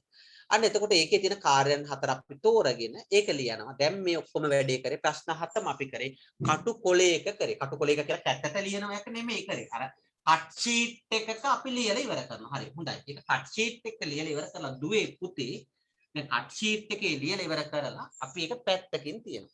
ආයි දෙවෙනි දවසේ දෙවෙනි කොටස් වලට අපි ඉන්වෝල්ව් වෙනවා. දෙවෙනි කොටස් වලට ඉන්වෝල්ව් වෙනවා කියලා කියන්නේ දෙවෙනි කොටස් කෙරෙහි අවධානය යොමු කරනවා. ඔක්කොම දොඩංගොඩ බදාගත්තා වගේ බදා ගන්න බෑ. දෙවෙනි දවසේ පේපර් එක අරගෙන දෙවෙනි කොටස් 3කට විතර උත්තර ලියන්න උත්සාහ කරනවා. ලියන්න බැරි නම් පොත බල බල ලියන්න එපා. මේ වචනේ හරියට මුලවට ගන්න. පොත බල බල ලියන්න එපා. ප්‍රශ්න 3ක් විතර තෝරගෙන දෙවෙනි කොටස් 3ක් විතර තෝරගෙන නිකමට ඒවට උත්තර හොයාගන්න මේ වෙලාවේ. අපි හිතමු පන්ති ඉවරලා පැයක් විතර මහන්සිලා ඒවා හොයාගන්න. ඊට පස්සේ කාලා මූණ හොදලා තාම ඉතින් හඩුව වගේ ඉන්නේ මූණත් හොදලා නැහැනේ. ඒ කාලා මූණ හොදලා ආයි 10ට විතර දැන් අර උත්තර හොයාගෙන ඉවරයි. 10ට විතර දෙවෙනි කොටස් 3ට එක කොටසකට මිනිත්තු 6යි 6 වරක් 3 18යි මිනිත්තු 20ක් විතර වෙන් කරගෙන ඒ 3ට ආයිත් අර කට් ෂීට් එක උත්තරේ ලියනවා. පිළිවෙලට ලියන ටයිමින් වලට. හරි ඊළඟට ආයි හවස් වරුවේ දෙවෙනි කොටස් ඉතුරු 4ට ලියනවා. මිනිත්තු 24ක් 25ක් හොයාගෙන. හරි. ඒකත් අර ෆයිල් එකට දානවා. ඔහොම දවස් 5ක් විතර මහන්සි වුණාට පස්සේ තුන්වෙනි කොටස් ටිකත් ඉවර කරගත්ත හැකි. හතරවෙනි කොටස් ටිකත් ඉවර කරගත්ත හැකි. හතම ඉවර කරගන්න. ඊට පස්සේ ඔන්න 20 වෙනිදා වගේ දැන් මේ වගේ දවස් වෙනකොට වැඩ පොත අතට ගන්නවා. මේ එන්න වැඩ පොත අතට ගන්නවා. අලුත්ම වැඩ පොතක් දැන් තියෙනවා. අරකේ එකක්වත් මේකේ ලියලා නැහැ. මේ වැඩ පොත අතට අරගෙන පුතේ හරියට විවේක වෙලා ඉස්සලාම අර ලියපු උත්තර ඔක්කොම දැන් වෙලාවක කියවනවා. 20 වෙනිදා වගේ වෙනකොට ලියපු උත්තර ඔක්කොම කියවනවා. දැන් ලියපු උත්තර පිටු සාමාන්‍ය තියෙන්න ඕනේ පළවෙනි කොටස් වලට, දෙවෙනි කොටස් වලට, තුන්වෙනි කොටස් වලට, හතරවෙනි කොටස් වලට ලියපු උත්තර සාමාන්‍ය තියෙන්න ඕනේ පිටු 40කට විතර කිට්ටු වෙන්න. ඒ වගේ එනවද නැද්ද? කතා කරන්න බලන්න කවුරු හරි කරපු අයත් ඇති ඒක මම කියපු දේවල් කරන ළමයි කීප දෙනෙක් ඉන්නවා. එහෙම එනවද නැද්ද? එනවා සර්. අනිවාර්යෙන් එනවා. ඒ ටික දැන් පුතේ අපි විවේකයෙන් කියවනවා. ඒ කියන්නේ දැන් ඔය 15 20 වගේ අතර දවස්වල ඒ ටික කියවනවා. ඒ කියවනකොට තමන්ම ලියපු සමහර ගොන් කතා එහෙමත් Tamanට අහු වෙනවා. ඒක ගැලපෙන්නේ නැහැ. මේක මම වාක්‍ය පටන් අරන් තියෙන තැනින් අවසන් කරලා තියෙන හැටි ගලපපු එක හරියන්නේ නැහැ. ඒකට ඒ වගේ වට වැඩි අවධානයක් වෙනවා. අවධාරිත බලයක් කියලා අපි කියන්නේ වැඩි බලයක් දෙන ඒවාට. අවධාරිත. මේක මෙහෙම පටන් අරන් මෙහෙම ලිව්වා නම් ලස්සනයි. හරි. මම ඊළඟට වැඩේ කරන හැම. හිත දැන් ඒක කියවන අධ්‍යයනය කරනවා. අධ්‍යයනය කරලා පුතේ පැය 3ක් වෙන එපා. පැය 3ක් මේ පොත අරගෙන ටයිමින් තියෙන වොච් එකක් අරගෙන පෑන් 2ක් 3ක් අරගෙන එක දිගට කාමරේ දොර වහලා වාඩි වෙන්න අර ලියපු ඔක්කොම පැත්තකට දාන්න මේ වැඩ පොත අරගෙන ප්‍රශ්න 7න් 5ක් මාක් කරගන්න. ආයෙත් 5ක් මාක් කරගන්න අයිතියක් තියෙනවා. ඒ මාක් කරගෙන පැය 3ක් ඇතුළත මේක ලියලා ඉවර කරන්න. ලියලා ඉවර කරලා ඉතුරු දෙක පස්සේ ලියන්න. ඒක ඉතුරු ප්‍රශ්න දෙක ලියන්න එපා කියලා කියන්නේ ඒක ලියන්න. මේ වැඩ පොත හරියට ලියලා බලන්න. Tamanට සැක සහිත ඒවා තියෙනවා නම් මගෙන් අහන්න. ඊළඟට මොකක්ද කියන්නේ සටහන් පොතත් එක්ක බලන්න. ඊළඟට ගත්තාම ගුරුවත් පොතත් එක්ක තියෙන ඒවා බලන්න බලලා තමන් උත්තරේ ලියලා තියෙනවද කියලා අහන්න බැරි වෙලාවත් තමන්ට ඒත් සැකයි නම් මගේ නිකමට අහන්න ලියලා ඉවර වෙලා මටත් කියලා සර් මම මේකට උත්තරේ ලිව්වා මේකේ අඩුපාඩුවක් තියෙනවා නම් විතරක් වෙන්නට මුළු ඔක්කොම දැන් ළමයි හරි ගොන් ඔය අවස්ථාව දුන්න ගමන් මුළු වැඩ පොතම ෆොටෝ ගාලා චක චක චක චක චක ගාලා මට WhatsApp කරනවා. එහෙම නෙමෙයි මම කිව්වේ. බැරිම එකක් තියෙනවා නම් මට ඒක ෆොටෝ එකක් ගහලා එවලා අහන්න සර් මෙහෙමයි මේක හරිද කියලා චුට්ටක් මට බලන්න. එතකොට දැන් ආයෙත් ගොම් වැඩේ කරන්න එපා. වැඩ පොත ඉවර වුණාට පස්සේ සැකයක් තියෙනවා නම් විතරයි අහන්නේ. එකක් ලියලා එක පේලියක් ලියලා එක ඡේදයක් ලියලා අහන්න බෑ. හරි? ඒක අහලා එතකොට මම ඒක කියවනකොට හරි මොනවා හරි දෙනවා මම ඒක වොයිස් මැසේජ් එකක් ඔබට දාලා අඩුපාඩුවක් තිබුණොත් දෙනවා නැත්නම් මම හරි කියලා කිව්වොත් හරි තමයි ඉතින් ලියලා තියෙනක හරි. හරි? ආරයි. එතකොට ඊළඟට ප්‍රශ්නයෙන් පිළිතුර පටන් ගන්න හැම වෙලාවෙම ප්‍රශ්නයෙන් පිළිතුර පටන් ගන්න මම අගෝස්තු මාසයක නම් ගයිඩ්ලයින් එකක් දීලා තියෙනවා. මම උදාහරණයක් කියන්නම්. එකක් මම පෙන්නනවා නව මාධ්‍යයේ දක්නට ලැබෙන ලක්ෂණ හතරක් දක්වා ඒවා විස්තර කරන්න. අන්තර්ජාලය පදනම් කර නෑ මේකේ තියෙන නව මාධ්‍යයේ දක්නට ලැබෙන ලක්ෂණ නිසා අන්තර්ජාලය පදනම් කරගත් මාධ්‍ය හැඳින්විය හැකිය. එම මාධ්‍ය සතුව ලක්ෂණ ගණනාවක් ඇත. ස්වයංකරණය ජාලගත කරන අන්තර්ක්‍රියාකාරීත්ව අධිපාඨනීයත්වයේ අස්තර වේ. ඊළඟට මම පළවෙනි ඡේදය පටන් ගන්නවා. නව මාධ්‍ය තුල අන්න ප්‍රශ්නෙන් පටන් ගන්න. නව මාධ්‍ය තුල දැකිය හැකි ලක්ෂණයක් ලෙස ස්වයංකරණය හෙවත් ඔටෝමේෂන් පෙන්වා දිය හැකිය. ස්වයංකරණය යනුවෙන් අදහස් කරන්නේ නව මාධ්‍ය තුල පුද්ගල මෙදිහත් වීමකින් තොරව දත්ත ස්වයංක්‍රීයව හෝමාරු කර ගැනීම හැකියාවක් පවතින බවය. වෙබ් අඩවියක් තුලින් හෝ එසේත් නැත්නම් නව මාධ්‍ය මෘදුකාංගයක් කරා හෝමාරු කරගත යුතු තොරතුරු ඔබට ස්වයංක්‍රීයව දත්ත පද්ධතියේ අවශ්‍ය පුද්ගලයාට අවශ්‍ය තැනකට ඡායාරූපයක් හඬපටයක් වීඩියෝ පටයක් ලෙස බෙදා ගැනීමේ පහසුව පවතී. වෙබ් අඩවියක් තුළ ඇති යම් තොරතුරක් ඔබ විසින් ලබා දෙන කේත පද්ධතියක් මගින් ඔබට පහසුවෙන් සොයා දෙනු ඇත. ඡායාරූපයක් සොයා ගැනීමට අවශ්‍ය වූ විට ස්වයංක්‍රීය තිරය මතට එය ගෙන ඒමට කටයුතු කරයි. පහසුවෙන් සොයා දෙනු ඇත. මෙන්න මේ ආදී වශයෙන් මම පැහැදිලි කරලා තියෙනවා. එතකොට ඔය කියන භූමිකාව තමයි තියෙන්නේ. දැන් ඔබට පැහැදිලිද මේ කියපු කතන්දරේ? හරි. ඔය සම්බන්ධයෙන් මම දැන් ඔන්න නැවත කිව්වා වැඩ පොත අතට ගත්ත ගමන් කරන්නේ නැහැ. ඒක කට් ෂීට් බන්ඩ්ලයක් අරගෙන ඒකේ ලැබිච්ච දවසේ ඉඳන් දවස් 10ක් වගේ ඇතුළත විටින් විට ලියලා ටික ටික ඉවර කරලා දවස් ආත්ම තෘප්තියක් ගන්න පුළුවන් වෙන විදිහට දවසට පළවෙනි කොටස් ටික ඉවර කරනවා දෙවෙනි දවසේ දෙවෙනි කොටස් එහෙම ඉවර කරන්නේ. ඒක නේද පළවෙනි දවසේ පළවෙනි ප්‍රශ්න ඉවර කරනවා කියලා කියන්න එපා. පළවෙනි දවසේ පළවෙනි කොටස් ටික ඉවර කරනවා. දෙවෙනි දවසේ දෙවෙනි කොටස් වල භාගයක් ඉවර කරනවා. තුන්වෙනි දවසේ ඉතුරු භාගය දෙවෙනි කොටස් වල. හතරවෙනි දවසේ තුන්වෙනි කොටස් හතරක් කර තුනක් කර. පස්වෙනි දවසේ තුන්වෙනි කොටස් වල ඉතුරු ටික ඉවර කරනවා. හතරවෙනි දවසේ හයවෙනි දවසේ හතරවෙනි කොටස් වල 2යි, හත්වෙනි දවසේ 2යි, අටවෙනි දවසේ 2යි හරි 3යි හරි ඒක ඉවර කරනවා. ඊට පස්සේ 10 වෙනි දවසේ 15 වෙනි දවසේ විතර යනකොට තමයි සම්පූර්ණයෙන්ම පැය 3ක් අරන් වැඩ පොත ලියන්නේ. ඕක තමයි පුතේ පේපර් ක්ලාස් එක කියලා කියන්නේ ගෙදර ඉඳන් කරන්න තියෙන්නේ. ඒකට අවශ්‍ය සෝස් එක තමයි ඔය අර ගෙවන පන්ති ගාස්තුවටම අතිරික්ත පිටු 32කින් යුක්ත වර්ණ මුද්‍රණය කවරයක් සහිතව ඉඩ තියලා ප්‍රශ්නෙට ප්‍රමාණවත් වෙන්න ඉඩ තියලා එකක් ගෙදර එවලා තියෙන්නේ. ඕන් ඔය වැඩේට. ඕක ඔය වගේ ඒවා 12ක් අතට එනවා. ඒ 12 හිස්තැන් තියාගෙන ඉන්න එපා. ඒ 12 මාසෙ ඉවර වෙනකොට ආත්ම තෘප්තියක් ලබන්න දෙමාපියන්ගේ මුදල් වලට මම සාධාරණයක් ඉටු කරයි කියලා දැයෙන්න හදවතින් සතුටු වෙන්න ඒකත් එක්ක ඔට්ටු වෙන්න ඒක ලියන්න. ඒක ලියන කෙනා විතරයි දෙන්නේ. ඒකේ භාගයට ලියන කෙනා මන්ද පෝෂණ උත්තර ලියන කෙනා කවදාවත් දිනන්නේ නැහැ. හරි. ඔය තමයි කෙටි පැහැදිලි කිරීම. ඔබට යමක් තේරුණාද එතන? ඔව් සර් thank you. හරි. ඔය වැඩේ අදවත් කරන්න මේ මාසේ වැඩ පොතට අසාධාරණයක් වෙලා තියෙනවා නම් ඕක කරන්න පුතේ හතර මහා නිදානේ උඹලා ළඟ තියෙනවා. ඒක පාද ගන්න එක තමයි උඹලගේ වැඩේ. හරිද? හතර මහා නිදානේ උඹලා ළඟ තියෙනවා. උඹලා ඒක පාද. දැන් උඹලට පුඩු මම දැන් අහන්නේ නැහැ. උඹලා හොඳටම කල්පනා කරපළා ඔන්ලයින් මේ සිස්ටම් එකෙන් හොඳට අපිට වැඩ කරන්න පුළුවන්. හරිද? එතකොට කවුරු හරි තාම හොයනවා නම් පේපර් ක්ලාස් එකකට යන්න ඕනේ මේක හරියන්නේ නැහැ කියලා. එහෙමනම් පුතේ ඵලයල්ලා ඔන්ලයින් ලයිසන් දෙන පන්තියකටත් ඵලයල්ලා. ඔන්ලයින් පීනන්න පුළුවන් පන්තියකටත් ඵලයල්ලා. ඒ වගේ අන්න අර මම ඉස්සරලම කියලා පටන් ගත්තේ ඒ වගේ අපි අන්ධ භක්තියක් තියෙනවා නම් ඒක ඥාන වලින් එන්න ඇත්තේ තියෙනවා නම් එහෙම ඵලයල්ලා ඒවටත් ඵලයල්ලා ඒවටත් ගිහිල්ලා බලපල්ලා ඔන්ලයින් ලයිසන් ගන්න පුළුවන්ද ඔන්ලයින් පීනන්න පුළුවන්ද කියලා හොයලා බලපල්ලා. එහෙම පුළුවන් වුණොත් ඔන්ලයින් පේපර් ක්ලාස් උත් උඹලට හරියයි කියලා මම විශ්වාස කරනවා. හරි. එහෙනම් දැන් පැහැදිලි ඇති. ඔච්චර කියලා තේරෙන්නේ නැත්නම් ඉතින් වෙන කරන්න දෙයක් නැහැ නේද මට? තියනවද නැහැ? නෑ සර්. ඊට වඩා කියන්න මට තේරෙන්නෙත් නැහැ. එහෙමනම් දැන් මොනවද ඔයාලගේ තියෙන ප්‍රශ්න මට ඉදිරිපත් කරන්න බලන්න. ප්‍රශ්න කියලා කියන්නේ ඔයාලට මොනවා හරි මාත් එක්ක දැන් අහන්න කරන්න තියෙනවා නම් ඒ අවස්ථාව ගන්න.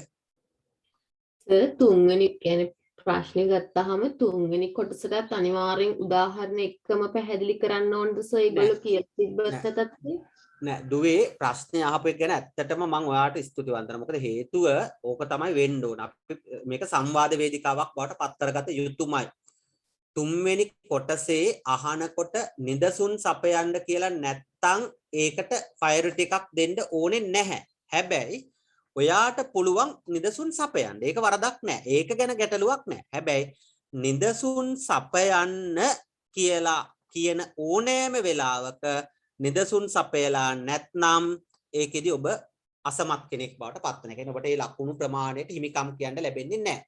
නැවතත් ආයෙ කියන්නම් තුන්වෙනි කොටසේ හැම එකකටම නිදසුන් සැපයීම අනිවාර්ය වන්නේ නැත.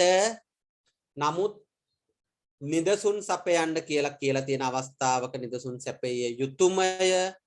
නොකියුවයි කියන අවස්ථාවක නිදසුන් සැපෙවුවා කියලා ඒක වරදක් වන්නේ නැත. හැබැයි ඒකේ පොඩි අවුලක් තියෙනවා. ඒක කියලා නැති එකක් කරන්න ඔබ කැපැසිටි එකක් යොදවනවා. ඒ කැපැසිටි එක යොදවන්නේ තමන්ගේ අතේ තියෙන කාලයෙන්. ඒ කාලයෙන් ඒකට කැපැසිටි එකක් යොදවනකොට ඒ කාලයෙන් තමන් කැපැසිටි එකක් යොදවනකොට තමන්ට අනිත් වැඩ කරගන්න ටිකක් අවුට් යන්න පුළුවන්. අනිත් වැඩ වලට යන්න බෑ. මොකද පුතේ ආයිත් කියලා දෙන්නම් ඒ කියලා කියන්නේ අපි කාලය හරියටම කළමනාකරණය කරගන්න ඕනේ. අනවශ්‍ය විදිහට ඔක්කොටම නිදසුන් ලියාගෙන ගියොත් අපිට ඒ වෙනුවෙන් වැය කරන්න තියෙන කාලය ඔබ දන්නවා තුන්වෙනි කොටසට මිනිත්තු 12ක් විතර වැය කරන්න වෙන්නේ. 12 ඒවා 5ක් කියලා කියන්නේ මිනිත්තු 60ක්. මිනිත්තු 60ක් කියලා කියන්නේ පැයක්. ඒ පැය මිනිත්තු 72ක් වුණොත් එහෙම ඔබ වෙනත් ප්‍රශ්න වලට ලියන්න තියෙන උත්තර වලට අසාධාරණයක් කරලා තියෙනවා. ඒක නොවෙන්න වග බලා ගන්න. පැහැදිලි කිරීම තේරුණාද? ඔව් සර්. හරි. දුවල පුතාලා ඕනතරම් ප්‍රශ්න අහන්න මම නැවතත් කියන පොතේ සටහන ලියා ගන්න එක නම් ෆොටෝ එකක් ගහලා මට එන්න පුළුවන් මේක ලියා ගන්නilla මේකමයි කියලා. හැබැයි ඒක නෙමෙයි මෙතන වැඩේ. මේ වැඩේ තමයි උත්තර ලියන එක. පොතේ සටහන් ලියා ගන්න ඕන වෙලාවක කරන්න පුළුවන් අපිට ටෙවුට් එකේ සටහන් ලියා ගන්න එක. තව ප්‍රශ්න තියෙනවා අහන්න ඉක්මනට. ඉක්මන් කරන්න. කිසි ප්‍රශ්නයක් දැන් ඕන එකක් අහන්න මං කියන්නේ. දැන් ඔයාලට මේ කියන එකේදී ඔච්චර කියලා දීලා ලියන්න බැරිද? හිතෙන්නේ නැද්ද ලියන්න? ඇදරුවෝ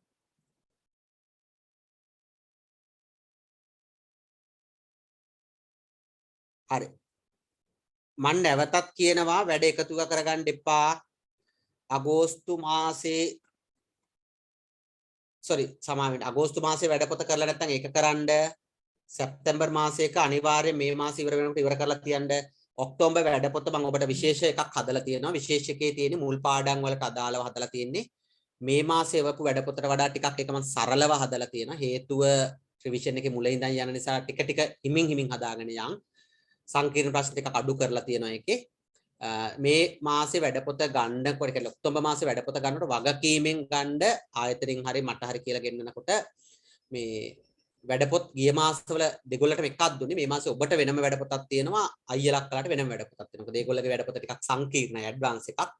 මොකද ඒගොල්ලෝ දැන් විභාගයට ඔන්න මෙන්න ඉන්න කට්ටිය. ඔබ ඒක සරල තැනින් පටන් අරන් තියෙන්නේ. හරි. ඔච්චරයි. මේ සැරේ ඔබේ වැඩ පොතේ පිටු 32යි දෙවෙනි ටියුට් එකයි. ඔය ටික ඔක්කොම තියෙනවා. හරි. ඔබටත් මේ ටියුට් දෙකක් හම්බ වෙනවා. ඒ ටියුට් දෙකත් එක තමයි යන්නේ. මුදලේ වෙනසක් නැහැ. මුදල අරකමයි. ඔන්ලයින් වලින් ගෙදරටම ගෙන්න ගන්න පුළුවන්. සංචරණ සීමාස්සේ නිකන් ගෙවල් වල මිනිස්සු රිස්ක් එකට දාන්න ඕනේ නැහැ. සංචරණ සීමාස්සේ තිබ්බ සංචරණ සීමා නැති වුණත් ඔන්ලයින් වලින් ගෙදර ටියුට් එක ගෙන්න ගන්න පුළුවන්. ඒකේ කාටවත් කරදරයක් වෙලා නැහැ. කරදරයක් වුණොත් මට කියන්න. මට මෙහෙම වුණා සර් ඒක හරියන්නේ නැහැ. මම ඒකට ආස නැහැ කියලා ආයතනෙන් ගන්නත් පුළුවන්. කිසි ප්‍රශ්නයක් නැහැ. එhmenan මම ගිය සතියේ සටහන ඔබට මම හිතන්නේ පිටු දෙකක ඡායාරූපයක් එවලා තිබුණා මේ කියන භූමිකාව. මේක හම්බුණාද ලිව්වද? ඔව් සර්. විල්බර්ස්ට්‍රාම් හරි මම ඊතර පොඩි පැහැදිලි කිරීමක් කළ යුතුයි කියලා මම විශ්වාස කරනවා පුතේ. විල්බර්ස්ට්‍රාම්ට මම එතන වැඩි ඉඩ කඩක් දුන්නේ sannivedanaye පියා හැටියට සලකන්නේ ඔහු. අර කියන අපි මුලින් කියපු මෙන්න මේ විද්වතුන් ස්ක්‍රීන් එක ෂෙයා වෙලා ඇත්තේ කියලා මම විශ්වාස කරනවා. මේ කියන විද්වතුන් තිදෙනා කියන එක ඔබ දන්නවා. චාල්ස් සෝටන් කෝලි, වෝල්ටර් ලිප්මන්, ජොන් ඩූවි කියන විද්වතුන් තිදෙනා. සමාජ විද්‍යාව විෂය ශාස්ත්‍රයේ තමයි හෝටන් කෝලි. දේශපාලන විද්‍යාව විෂය ශාස්ත්‍රයේ තමයි වෝල්ටර් ලිප්මන්. ජොන් ඩූවි ආයතනයේ මනෝවිද්‍යාව විෂය ශාස්ත්‍රයට. මේ තුන් දෙනා sannivedanayට අලුතින් ඒකරාශී වෙච්ච කාරණා පිළිබඳ විග්‍රහ කරනකොට ඒ කාරණා බාරගත්ත විද්වතා තමයි මහාචාර්ය විල්බර් ස්ට්‍රාම්. මහාචාර්ය විල්බර් ස්ට්‍රාම් ගැන කතා කරනකොට මම පැහැදිලි කිරීම විතරයි මෙතන කරන්න වග බලාගන්නේ. sannivedana අධ්‍යයනයේ විධිමත් විෂයක් ලෙස සංවර්ධනය කිරීමට දායක වෙච්ච පුද්ගලයා. එයා තමයි එකලස් කරේ. එකලස් කරනවා කියලා කියන්නේ පුතා තැන් තැන් වල තිබිච්ච විෂය කරුණු එක තැනකට අරගෙන පෙළ ගැස්සුවේ එයා. ඔබ දන්න දැන් මේ වෙනකොට දේශපාලන විද්‍යාව විෂය ශාස්ත්‍රයේ කොටසක් තියෙන විෂය කරුණු, සමාජ විද්‍යාව විෂය ශාස්ත්‍රයේ කොටසක් තියෙන විෂය කරුණු, මනෝවිද්‍යාව විෂය ශාස්ත්‍රයේ කොටසක් තියෙනවා. ඊළඟට ගත්තාම කවුද අපි කියන්නේ හැරල්ඩ් ලැස්සෙල් වගේ විද්වතෙක් යුද හමුදාවත් එක්ක එකතු කරගත්ත කොටසක් තියෙනවා. පෝල් ලැසස්පෙල් වගේ විද්වතුන් පරිශන කරලා එකතු කරගත්ත කොටස් තියෙනවා. මේ ඔක්කොම එක තැනකට බොහොම මානව හිතවාදී විදියට පඬිතකම් පෙන්වන්න නැතුව, තව කෙනෙක්ගෙන් ගේම ඉල්ලන්නේ නැතුව එක තැනකට අරගෙන පෙළගස්සපු විද්වතා තමයි මහාචාර්ය විල්බර් ස්ට්‍රාම් කියලා කියන්නේ. එයා උපත ලැබලා තියෙන ජර්මනියේ, ඊට පස්සේ ඇමරිකාවට සංක්‍රමණය වෙලා තියෙනවා. ඔහු විසින් sannivedanaya පිළිබඳ බොහෝ පර්යේෂණ කරලා තියෙනවා. නිර්වචන, ආකෘති, හරි ඊළඟට sannivedanaya සම්බන්ධයෙන් පර්යේෂණ කරපු විද්වතෙක්. වෙනත් විෂයන් තුලින් ගොඩනැගුණු sannivedana විෂය ස්වාධීන විෂයක් ලෙස සංවර්ධනය කරා. මම එකලස් කරා. වෙනත් විෂයන් වලින් ගොඩනැගිච්ච දේවල්, වෙනත් ඉංජිනේරුවෝ පර්යේෂණ කරපු හම්බ වෙච්චා. ඊළඟට සංවර්ධනය සඳහා යොදාගත්ත උපාය මාර්ග වෙනත් කට්ටිය. ඊළඟට ගත්තාම යුද හමුදාවක් ක්‍රියාත්මක වෙන ආකාරය පිළිබඳ කරපු පැහැදිලි කිරීම. ඒ වගේ එක ඒවා මෙයා sannivedana විෂය එකලස් කරන්න එකතු කරගත්තා. ස්වාධීන විෂයක් ලෙසින් මොහු සංවර්ධනය කළා. නූතන sannivedanaya පියායන විරුද්ධාවලිය මොහුට ලැබිලා තියෙනවා. 1948 වගේ කාලයේදී ඉලිනොයි විශ්වවිද්‍යාලයේ sannivedana පර්යේෂණ ආයතනයක් පිට. ඒක තමයි මෙයාගේ තියෙන ලොකුම විශේෂත්වය. ඉතිහාසයේ තිබුණේ නැති ආයතනයක්, රිසර්ච් සෙන්ටර් එකක් මෙයා පටන් ගන්නවා. sannivedanaya සඳහා රිසර්ච් සෙන්ටර් එකක්, පර්යේෂණ ආයතනයක් පටන් ගන්නවා. ඒක ඉලිනොයි කියන විශ්වවිද්‍යාලයේ පටන් ගන්න ඇමරිකාවේ. ඊළඟට කියනවා පිට ඉන් පසු 1955 දී නැවත ස්ටැෆර්ඩ් විශ්වවිද්‍යාලයේ තවත් පර්යේෂණ ආයතනයක් පිහිටෙව්වා. ඒකට මේ විෂය දියුණු කරන්න නම් රිසර්ච් කරන්න ඕනේ කියන එක කළා. ඊළඟට විෂය සංවර්ධනය කිරීම සඳහා පොත්පත් ගොඩක් කිහිපයක් රචනා කළා. ගොඩක් කියනට වඩා කිහිපයක් කෙනෙක් හොඳයි.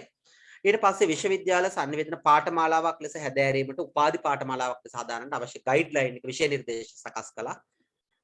මේ කියන භූමිකාවන් මොහු ළඟ තියෙනවා. මම හිතන්නේ ඔබට ඊයේ මම විද්වත් දේශනයක් අහන්න අවස්ථාව දුන්නා. විද්වත් දේශනය ඊයේ දවසේ කරේ ජ්‍යෙෂ්ඨ කතිකාචාර්ය සේනානි හරිස්චන්ද්‍ර මැතිතුමා සහ විජයානන්ද රූපසිංහ මහත්මයා. එතකොට ඔබ මේ විද්වත් දේශනයේදී වුණත් මේ විද්වතුන් ගැන ඉගෙන ගන්න ඇති. ඒ විද්වතුන්ගේ දේශනය තුළ sannivedana පර්යේෂණ කියන මාතෘකාව, රිසර්ච් කියන එක පිළිබඳ බොහොම විධිමත්ව පැහැදිලි කරා. ඒ ඊයේ ඔබ දැක්කද නැද්ද කියලා මම දන්නේ නැහැ. මම හැබැයි ලින්ක් එක එව්වා. ඒ තමයි ඔබේ පර්යේෂණ පාඩම නිර්මාණය කරන ලද සේනානි ආචාර්යතුමා. එතුමා ඒ පාඩම නිර්මාණය කරපු කෙනා. එතුමා තමයි ඒකට අදාළ ප්‍රශ්න එහෙම යොමු කරන්නේ. එතුමා තමයි ඔබේ පේපර් බලන මණ්ඩලයේ ප්‍රධානියා බවට පත් වෙන්නේ. එතකොට ඒ විද්වතුන් දැක බලාගෙනවත් ඉන්න එක පිනක් හැටියට සලකන්න. මම අවශ්‍ය පහසුකම් ලබා දීලා තියෙනවා. ඉතින් කර්මයක් තියෙනවා නම් ඒ වගේ වට සම්බන්ධ වෙන්න බැරි වෙයි. ඒව ඉතින් අපිට කරන්න දෙයක් නැහැ. පතාගෙන ආපු කර්ම ගෙවන්නම වෙනවා. ඔබ විතරක් නෙමෙයි ඒවා ගෙවන්න පුතේ. අම්මලා තාත්තලාත් ඒවයි කොටස් උරුම කරලා දෙනවා යාලා. මොකද ඒ කරන්න දෙයක් නැහැ. ඉතින් එහෙම පින නැති වුනහම අම්මලා තාත්තලාත් ඒවයි පව්කාරය බවට පත් වෙනවා. හරි. ඊට වඩා කියන්න දෙයක් නැහැ. ක්ලොඩ් ෂැනන් ගණිත අංශය මෙයා ප්‍රගුණ කරලා තියෙන. අපි එයා ගැන ටිකක් කතා කරමු. ගණිත අංශය කියලා කියන පුතේ දැන් උසස් පෙළ දැන් ඊයේ සාමාන්‍ය පෙළ ප්‍රතිඵල ආවා. සාමාන්‍ය පෙළ ප්‍රතිඵල ආවහම ඒ දරුවන්ගේ ප්‍රතිඵල දිහා බලලා එයාලා තීරණය කරනවා එයාලා උසස් පෙළට මොනවද කරන්න කියලා. සමහරු අය දැන් අපි දන්නවා මම මැත්ස් කරනවා. එතකොට එයාගේ ටාගට් එක ගණිත අංශයෙන් ඉගෙන ගන්න. එතකොට එයා ගණිතය පිළිබඳ මූලධර්ම තමයි ඉගෙන ගන්න. තවත් එක්කෙනෙක් කතා බහ කරනකොට එයා කල්පනා කරනවා නෑ මං සයන්ස් කරනවා. එතකොට එයා විද්‍යා පැත්තේ ඉගෙන ගන්නවා. තව කෙනෙක් කියනවා නෑ මං IT පැත්ත තමයි ෆලෝ අප් කරන්නේ. තව කෙනෙක් එක කතා කරනකොට කියනවා නෑ මං කොමර්ස් කරන්නේ. තව කෙනෙක් කියනවා නෑ මම නම් මේ ටෙක්නොලොජි සබ්ජෙක්ට් එකකින් කරනවා. තව කෙනෙක් කියනවා මම ආර්ට්ස් කරනවා.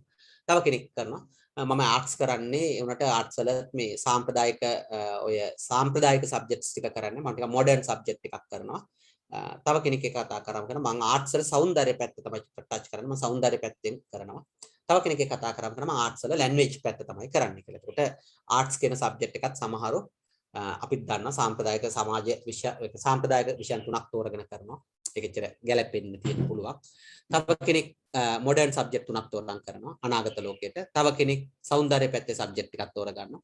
තව කෙනෙක් ලැන්ග්වේජස් තෝරගෙන කරනවා. ඒකට ඒ වගේ මේ ක්ලොඩ් ෂැනන් කියන විද්වතා ඇත්තටම ඉංජිනේර කෙනෙක්. ඒකට ඉංජිනේරුවෙක් වෙන්න බෑ කලාව කරපු කෙනෙකුට. එයා අනිවාර්යයෙන්ම මැත් සයිඩ් එක කරලා තියෙන්නේ.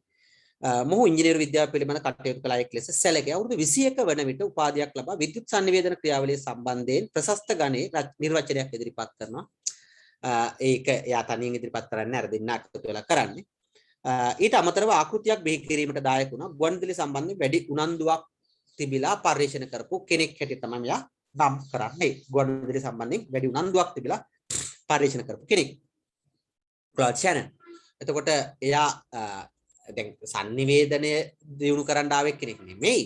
නමුත් එයාගේ ක්‍රියාකාරකම් වලින් කරපු සොයා ගැනීම මේ sannivedana ශාස්ත්‍රය අපි ඉගෙන ගන්න. ඒක එයා ඉංජිනේරු ශාස්ත්‍රය යාට ලොකුම දායකත්වයේ තියෙන්නේ. නමුත් එයා sannivedana ශාස්ත්‍රය එයා ඉංජිනේරු ශාස්ත්‍රය දැන් කරපු පොඩි කොටසක් අපි sannivedana ශාස්ත්‍රයට අරගෙන එයා ගැන කතා කරනවා. එච්චරයි ඒකේ වෙනසකට තියෙන්නේ. හරි. ඊළඟට වොරන් වීවර් කියලා කියන අතරම මෙයාගේ සකියා එතකොට ඉංජිනේරු උපාධිධාරියෙක් එයාත් ඉංජිනේර කෙනෙක්. යුද අවධියේදී ගුවන් හමුදාවේ සේවය කරලා දෙනවා. එතකොට එයා පෝස්ට් ඔෆිසර් කෙනෙක්. පසුව ගණිත මහාචාර්යවරයෙක් ලෙස කටයුතු කරලා තියෙනවා. ඊළඟට ගත්තාම ජාන විද්‍යාව, ඊළඟට ගත්තාම කෘෂි විද්‍යාව වැනි විද්වත් ක්ෂේත්‍රවලද මොහු තමන්ගේ දායකත්වය දීලා තියෙනවා. සේවය කළ මොහු විවිධ විෂය ක්ෂේත්‍රවල ප්‍රවීණත්වයකට පත් වෙලා තියෙන කෙනෙක්. 1948 දී ක්ලොඩ් ෂැනන් සහ එක්ව sannivedana විෂය ක්ෂේත්‍රයට ගණිතමය સિદ્ધාන්තය ඇසුරින් ආකෘතියක් දායාද කරලා sannivedana ක්‍රියාත්මක වීම සම්බන්ධයෙන් පැහැදිලි කිරීමක් කරලා තියෙනවා. ඒ නිසා ඔහු අපිට ලියන්න තියෙන්නේ ගණිතමය ආකෘති ඉදිරිපත් කරන දායක වෙච්ච කෙනා. දුරකථන සහ ගුවන්විදුලි sannivedana පිළිබඳ කරපු ඉංජිනේරුවෙක්. නිකමට ගත්තොත් ඉංජිනේරුවන් දෙදෙනෙක් යුද හමුදාවේ සේවය කරලා තියෙනවා. විවිධ විෂය ක්ෂේත්‍ර සම්බන්ධයෙන් දායකත්ව දක්වපු කෙනෙක් කියන එක තමයි ගන්න තියෙන්නේ වොරන් වීවර්ට. එතකොට ඔබෙන් කොයි වෙලාවකවත් මම හිතන්නේ නම් කරලා අහන එකක් නැහැ. ඔබෙන් ගොඩක් වෙලාවට ඒගොල්ලගේ පැටිකිරිය අහනකොට 4 දෙනෙක් නම් කරලා එක්කෙනෙක් ගැන නැත්නම් දෙන්නෙක් ගැන පැහැදිලි කරන්න වගේ එයි. එහෙම වුණාම ඔබ හිතමත් හොඳින් ලියන්න පුළුවන් ඒවා තෝරගන්න. ගොඩක් වෙලාවට මහාචාර්ය විල්බර් ශ්‍රාම්කිරි මේච් එක ඔබ ගන්න. මොකද එතුමා ගැන ගොඩක් ලියන්න තියෙන නිසා. ඊළඟට ගත්තාම ජෝර්ජ් ගර්බ්නර් කියන මහත්මයා එයාගේ වර්ෂය මම 1919 2005 මේ මෑත කාලේ මිය ගිහිල්ලා තියෙන්නේ. මොහු ඇමරිකාවේ ජීවත් වූ දාර්ශනිකයෙක්. පෙන්සිල්වේනියා සරසවියේ මහාචාර්ය ධූරයක් උසුලලා තියෙනවා. හංගේරියාවේ ඉපදිලා තියෙනවා. 1939 දී ඇමරිකාවට සංක්‍රමණය වෙලා තියෙන යුද්ධ කාලයේදී ප්‍රවෘත්ති වාර්තාකරුවෙකු සංස්කාරකයෙකු ලෙස සේවය කරලා තියෙනවා. ගුවන් හමුදාවට දෙක් වෙලා තියෙනවා. sannivedana විෂය ජාත්‍යන්තර ව්‍යාප්ත කිරීම සඳහා සුවිශේෂ දායකත්වයක් දක්වලා තියෙනවා. රූපවාහිනී මාධ්‍ය ප්‍රචණ්ඩත්වය හරි සමාජගත වීම පිළිබඳ මොහු සුවිශේෂ පර්යේෂණයක් කරපු කෙනෙක් ජෝර්ජ් ගර්බ්නර් කියන විද්වතා. හරි. ඔන්න ඔය කියන කාරණා ටික දැන් ඔබ එතනදී ආවරණය කරගෙන තියෙනවා. එහෙමනම් ඔබට පැහැදිලි. හරි දුවේ පුතේ. එතකොට දැන් අපි මේ නිබන්ධයේ සැලකිය යුතු කාලයක් අරගෙන තියෙනවා. දැන් අපි ඉදිරි පාඩමක් අද කරමු. හරි මම නැවතත් ඔබට මේ අවස්ථාව දෙනවා. ඔබට මොනවා හරි ඉදිරිපත් කරන්න තියෙන ප්‍රශ්න මොනවා හරි ගැටලු තියෙනවා මට කතා කරන්න කියන්න. කොහොමද මේක කරගන්නේ කියන භූමිකාවට ඔබ මත් එක්ක එකතු වෙන්න. මේ කරන වැඩ ප්‍රමාණවත්ද? මේ කරන වැඩ පිළිබඳව ගැටලුවක් තියෙනවද? කතා කරන්න බලන්න. මේවා බේරගෙනම යන්න ඕනේ.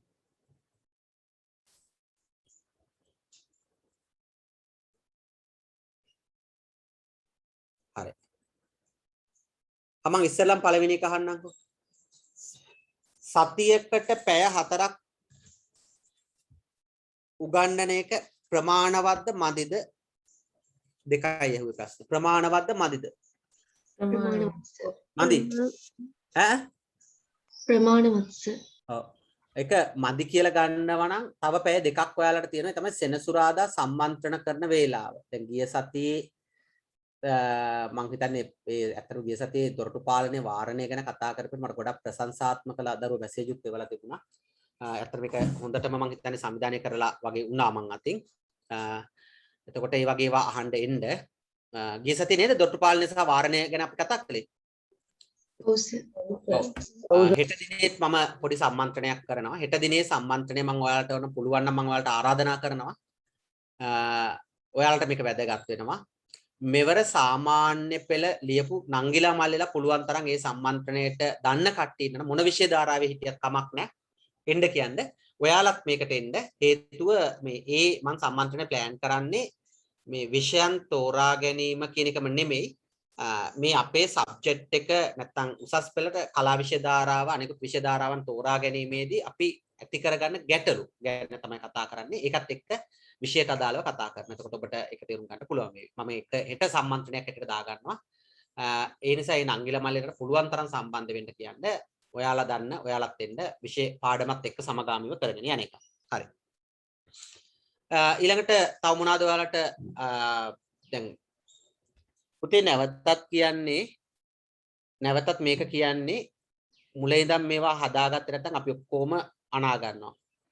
සෑම මාසයකම ජංගම දුරකථනයට data දාගන්නකොට Zoom package එකත් එක්ක YouTube package එක දාගන්න. YouTube package එක මටම විතරක් නෙමෙයි. YouTube package මෙහෙමයි. ඒක දාගෙන වගකීම් විරහිතව පාවිච්චි කරන්න මේක වගකීමෙන් පාවිච්චි කරන්න. YouTube package එකේදී ඔබට ඕනෑ තරම් වීඩියෝ බලන්න හම්බ වේවි.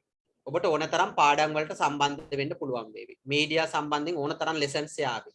එතකොට මේ ලෙසන්ස් යනකොට ඔබ යම් ගැටලු සහගත ඒවා පැහැදිලි කරන ඒවා තර්ක කරන්න සංසන්දනය කරන්න සර් මෙහෙම එකක් උගන්වලා තියෙනවා. මම YouTube වීඩියෝ එකේ අර එහෙම එකක් දැක්කා. එතකොට සර් ඒක ගොඩක් වැඩියෙන් පැහැදිලි කරනවා. අරයා ඒක නම් කරලා විතරයි ගියේ. එතකොට දැන් මේකේදී අරයා වෙන පරස්පර උදාහරණයක් ගත්තා. සර් මෙහෙම උදාහරණයක් අරන් තියෙනවා. මම දැන් කෝකද තීරණය කරන්න ඕනේ. හරි අහන්න ඕන. අවසානට ජජ්මන්ට් එක දෙන්න ගුරුවත් පොතට. අවසානට ජජ්මන්ට් එක දෙන්න ගුරුවත් පොතට. ගුරුවත් පොතේ මම පැහැදිලි කරන එකේ මම බොරුවක් කියලා තියෙනවද? වෙන කෙනෙක් පැහැදිලි කරන එකේ යා බොරුවක් කරලා තියෙනවද කියලා ජජ්මන්ට් එක ගුරුවත් පොතත් එක්ක ගන්න. ඒක තමයි ඉගෙන ගන්නවා කියලා කියන්නේ. ඉගෙන ගන්නේ සංසන්දනාත්මකව. සංසන්දනය කරන නිසා මම නැවතත් කියන ඉගෙන ගන්නවා නම් ඔබේ කාලය අනිවාර්යයෙන්ම අධ්‍යාපනය සඳහා ෆුල් ටයිම් දෙන්න. මම ඔබෙන් සතියකට හොරකම් කරලා තියෙන්නේ පැය 6යි. සතියකට පැය 6යි කියලා කියන්නේ සතියක විශාල කාලයක් තියෙනවා. නමුත් එතනින් මම පැය 6යි අරන් තියෙන්නේ. ඒ පැය 6ට බොහොම සාධාරණයක් කරන්න. ඒ පැය 6 කට් කරන්න විතරක් එපා. අනිත් හරි. එතකොට හැම ගුරුවරයෙක්ම සමානුපාතිකව පැය 6 6 6 ගත්තත් සතියකට පැය 18යි අරන් තියෙන දවසක්වත් අරන් නැහැ. ඔබට වැඩ කරන්න කාලේ තියෙනවා. බොරුවට ඔළුව කුරුවල් කරගන්න පර පන්තිය තියෙනවා මේ පන්තිය තියෙනවා වැඩ ගොඩයි ඔළුව උස්ස ගන්න බෑ කියලා කලමනාකරණය කරනවා කියලා කියන්නේ ඒක තමයි. හරි. අපි ඊළඟ පාඩමට යනවා. 40 දශකයෙන් පස්සේ විෂය සංවර්ධනය වෙච්ච ආකාරය. හරිද? දැන් මම මේ කතා කරන්නේ ලෝකය පිළිබඳව. ලෝකය පිළිබඳව. දැන් ඔබ දන්නවා 1939 පටන් ගත්ත දෙවන ලෝක යුද්ධය 45 වගේ වෙනකොට තමයි අවසන් වෙන්නේ. හැබැයි දෙවන ලෝක යුද්ධයේ තියෙන කාලවකවානුව තුලම sannivedana විෂයට අවශ්‍ය පසුබිම හැදිලා තියෙනවා. ඒකේ ප්‍රතිඵල හැටියට තමයි ඔය දාර්ශනිකයෝ ඉස්සරලා අපට හම්බෙච්ච විවිධ විද්වතුන් තමන්ගේ අත්දැකීම් ඒ තමන් වැඩ කරපු ඉංජිනේරු ශාස්ත්‍ර ඊළඟට ගත්තාම යුද හමුදාවල් තුල ඉඳගෙන තමන්ගේ පොත්පත් වලට කඩදාසි වලට ලේඛන වලට එකතු කරලා තිබුණා. එතන මේ ටික ටික මේක සංවර්ධනයේ වෙමින් පැවතිච්ච විෂයක්. ඒතර යුද්ධය ඉවර වෙනවත් එක්කම යුද්ධ ඉවර වෙනවා කියලා කියන්නේ හිට්ලර් ඝාතනය කිරීමත් සමගම රට තුල පැවතිච්ච ව්‍යවසනකාරී වාතාවරණ ඉවර වෙනවා 40 ගණන් වෙනකොට.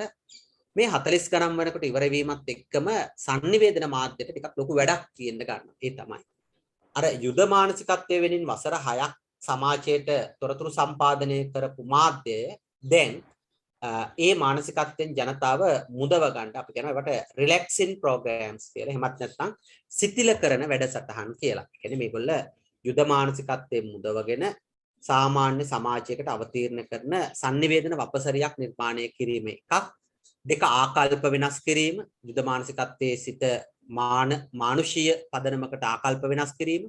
තුන්වෙනි එක සම්වර්ධනාත්මක වැඩසටහන් දියත් කිරීම වගේ සමාජ මෙහෙවරක් කරන්න සිද්ධ වෙනවා මේ ජනමාධ්‍යට. ඔච්චර කල් යුද්ධයට හිර කරගෙන හිටපු ජනමාධ්‍යය පාලකීන් තමන්ගේ ප්‍රචාරණ යාන්ත්‍රණය වෙනින් තියන් හිටපු ජනමාධ්‍ය එන්ටර්ටේන්මන්ට් වලට ගෙවල් වලට විකුණන්න ගෙවල් වල ස්ථාපිත වෙන ආකාරයට වෙළඳපොළ යාන්ත්‍රණය ක්‍රියාත්මක කරන්න ඒවා ගෙවල් වලට අරන් ගියාට පස්සේ වැඩසටහන් බලන්න දරුවන්ට වැඩසටහන් නිර්මාණය කරන්න වපසරිය හැදෙනවා විශේෂයෙන්ම පුවත්පත් ගුවන්විදුලිය සහ රූපවාහිනී වගේ මාධ්‍යවල ඔය කාලේ වෙනකොට ප්‍රධාන ජනමාධ්‍ය ත්‍රිත්වයම බිහි වෙලා ඉවරයි සිනමාවක් තියෙනවා. එතකොට ප්‍රධාන ජනමාධ්‍ය ත්‍රිත්වයට අමතරව චලනචිත්‍රය හෙවත් සිනමාව බිහි වෙලා ඉවරයි. ඔය කියන කාලය වෙනකොට. දැන් කොට පැහැදිලි. හරි.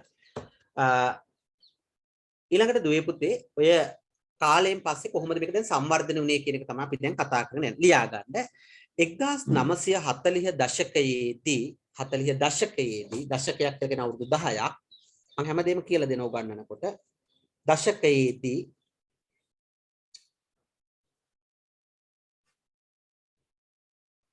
සුවිශේෂ සිදුවීම් කිහිපයක්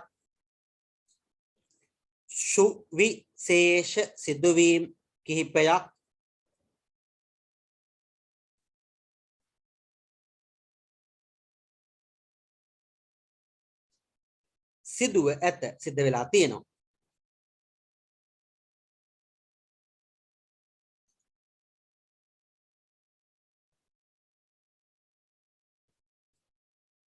තරුදදා කොලම් එකේ ලියා ගන්න. තරුදදා කොලම් එකේ ලියා ගන්න.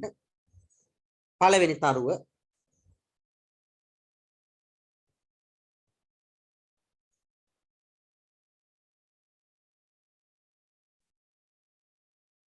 දෙවන ලෝක යුද්ධය අවසන් වී පහලට නෙමෙයි කොලම් එකේ ලියා ගන්න නැත්නම් ඉඩමදි වෙනවා. දෙවන ලෝක යුද්ධය අවසන් වීම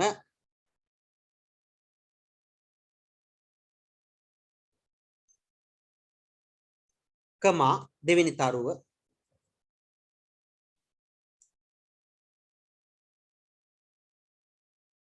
එක්සත් ජාතීන්ගේ සංවිධානය පිහිටුවීම එක්සත් ජාතීන්ගේ සංවිධානය පිහිටුවීම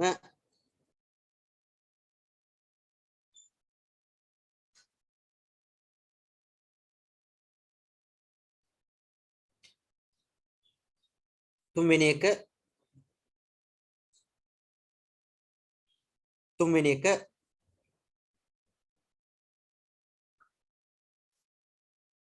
යුද්ධය සඳහා ඒකරාශී කරගෙන තිබූ ජනමාධ්‍යය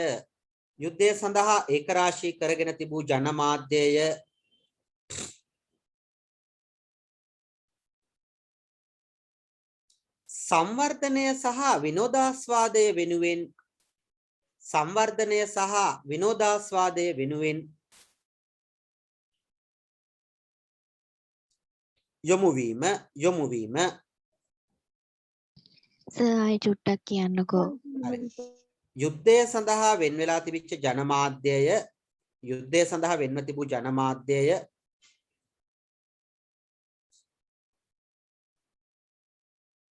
සංවර්ධනය සහ විනෝදාස්වාදය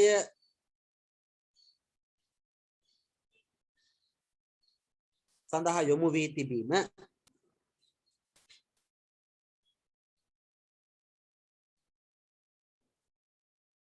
යොමුවීම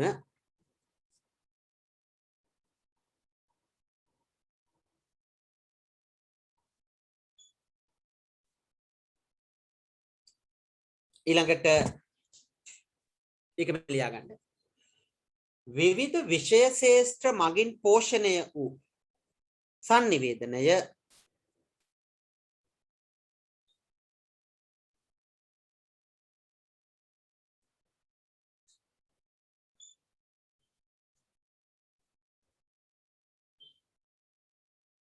විවිධ විෂය ශාස්ත්‍ර මගින් පෝෂණය වී තිබූ sannivedanaya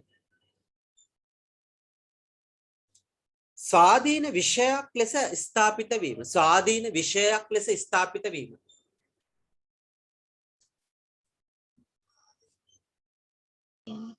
චුට්ටක් කියන්නකෝ සර්. විවිධ විශේෂ ශේෂ්ත්‍ර වලින් පෝෂණයලා තිබිච්ච sannivedanaya ස්වාධීන විෂයක් ලෙස ස්ථාපිත වීම.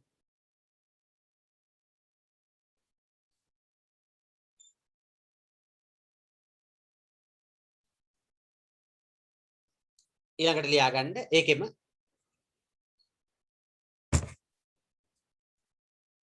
sannivedanaya සඳහා පර්යේෂණ ආයතන බිහිවීම. පර්යේෂණ ආයතන රිසර්ච් සෙන්ටර්ස් බිහි වුණා. පර්යේෂණ ආයතන බිහිවීම.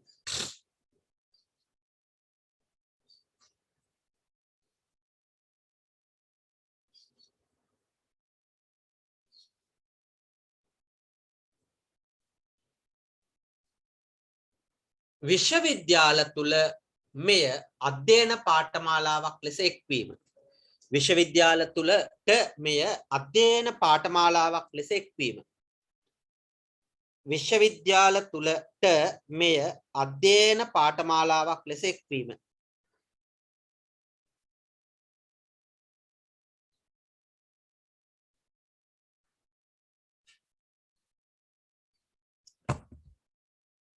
විශ්වවිද්‍යාල තුලට මේ අධ්‍යයන පාඨමාලාවක් ලෙස එක්වීම මෙම පරිච්ඡේදයේදී සිදුවිය. මේ පරිච්ඡේදයේදී සිද්ධ වුණා.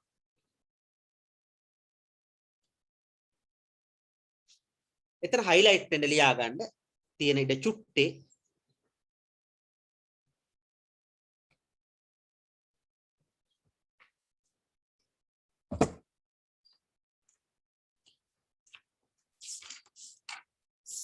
sannivedanaya විෂයක් ලෙස උගන්වන ලද sannivedanaya විෂයක් ලෙස උගන්වන ලද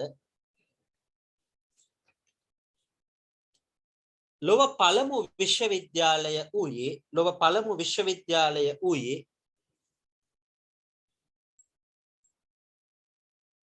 ඇමරිකාවේ ඉලිනොයිස් විශ්වවිද්‍යාලයයි.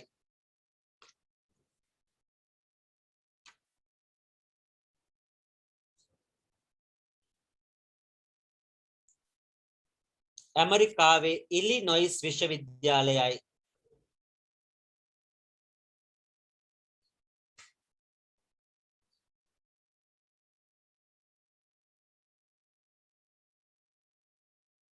සර් ඇමරිකාවේ ඉන්න පුතේ හරියට ලියා ගන්න නැත්නම් කැතයි වැඩි.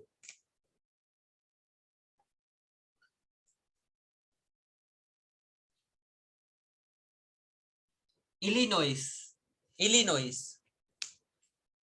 හරි නේද පුතේ?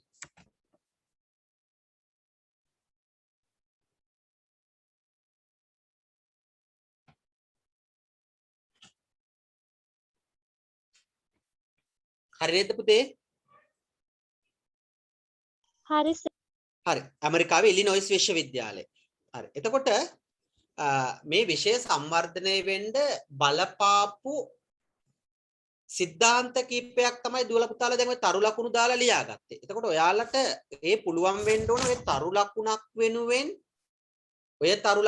වෙනුවෙන්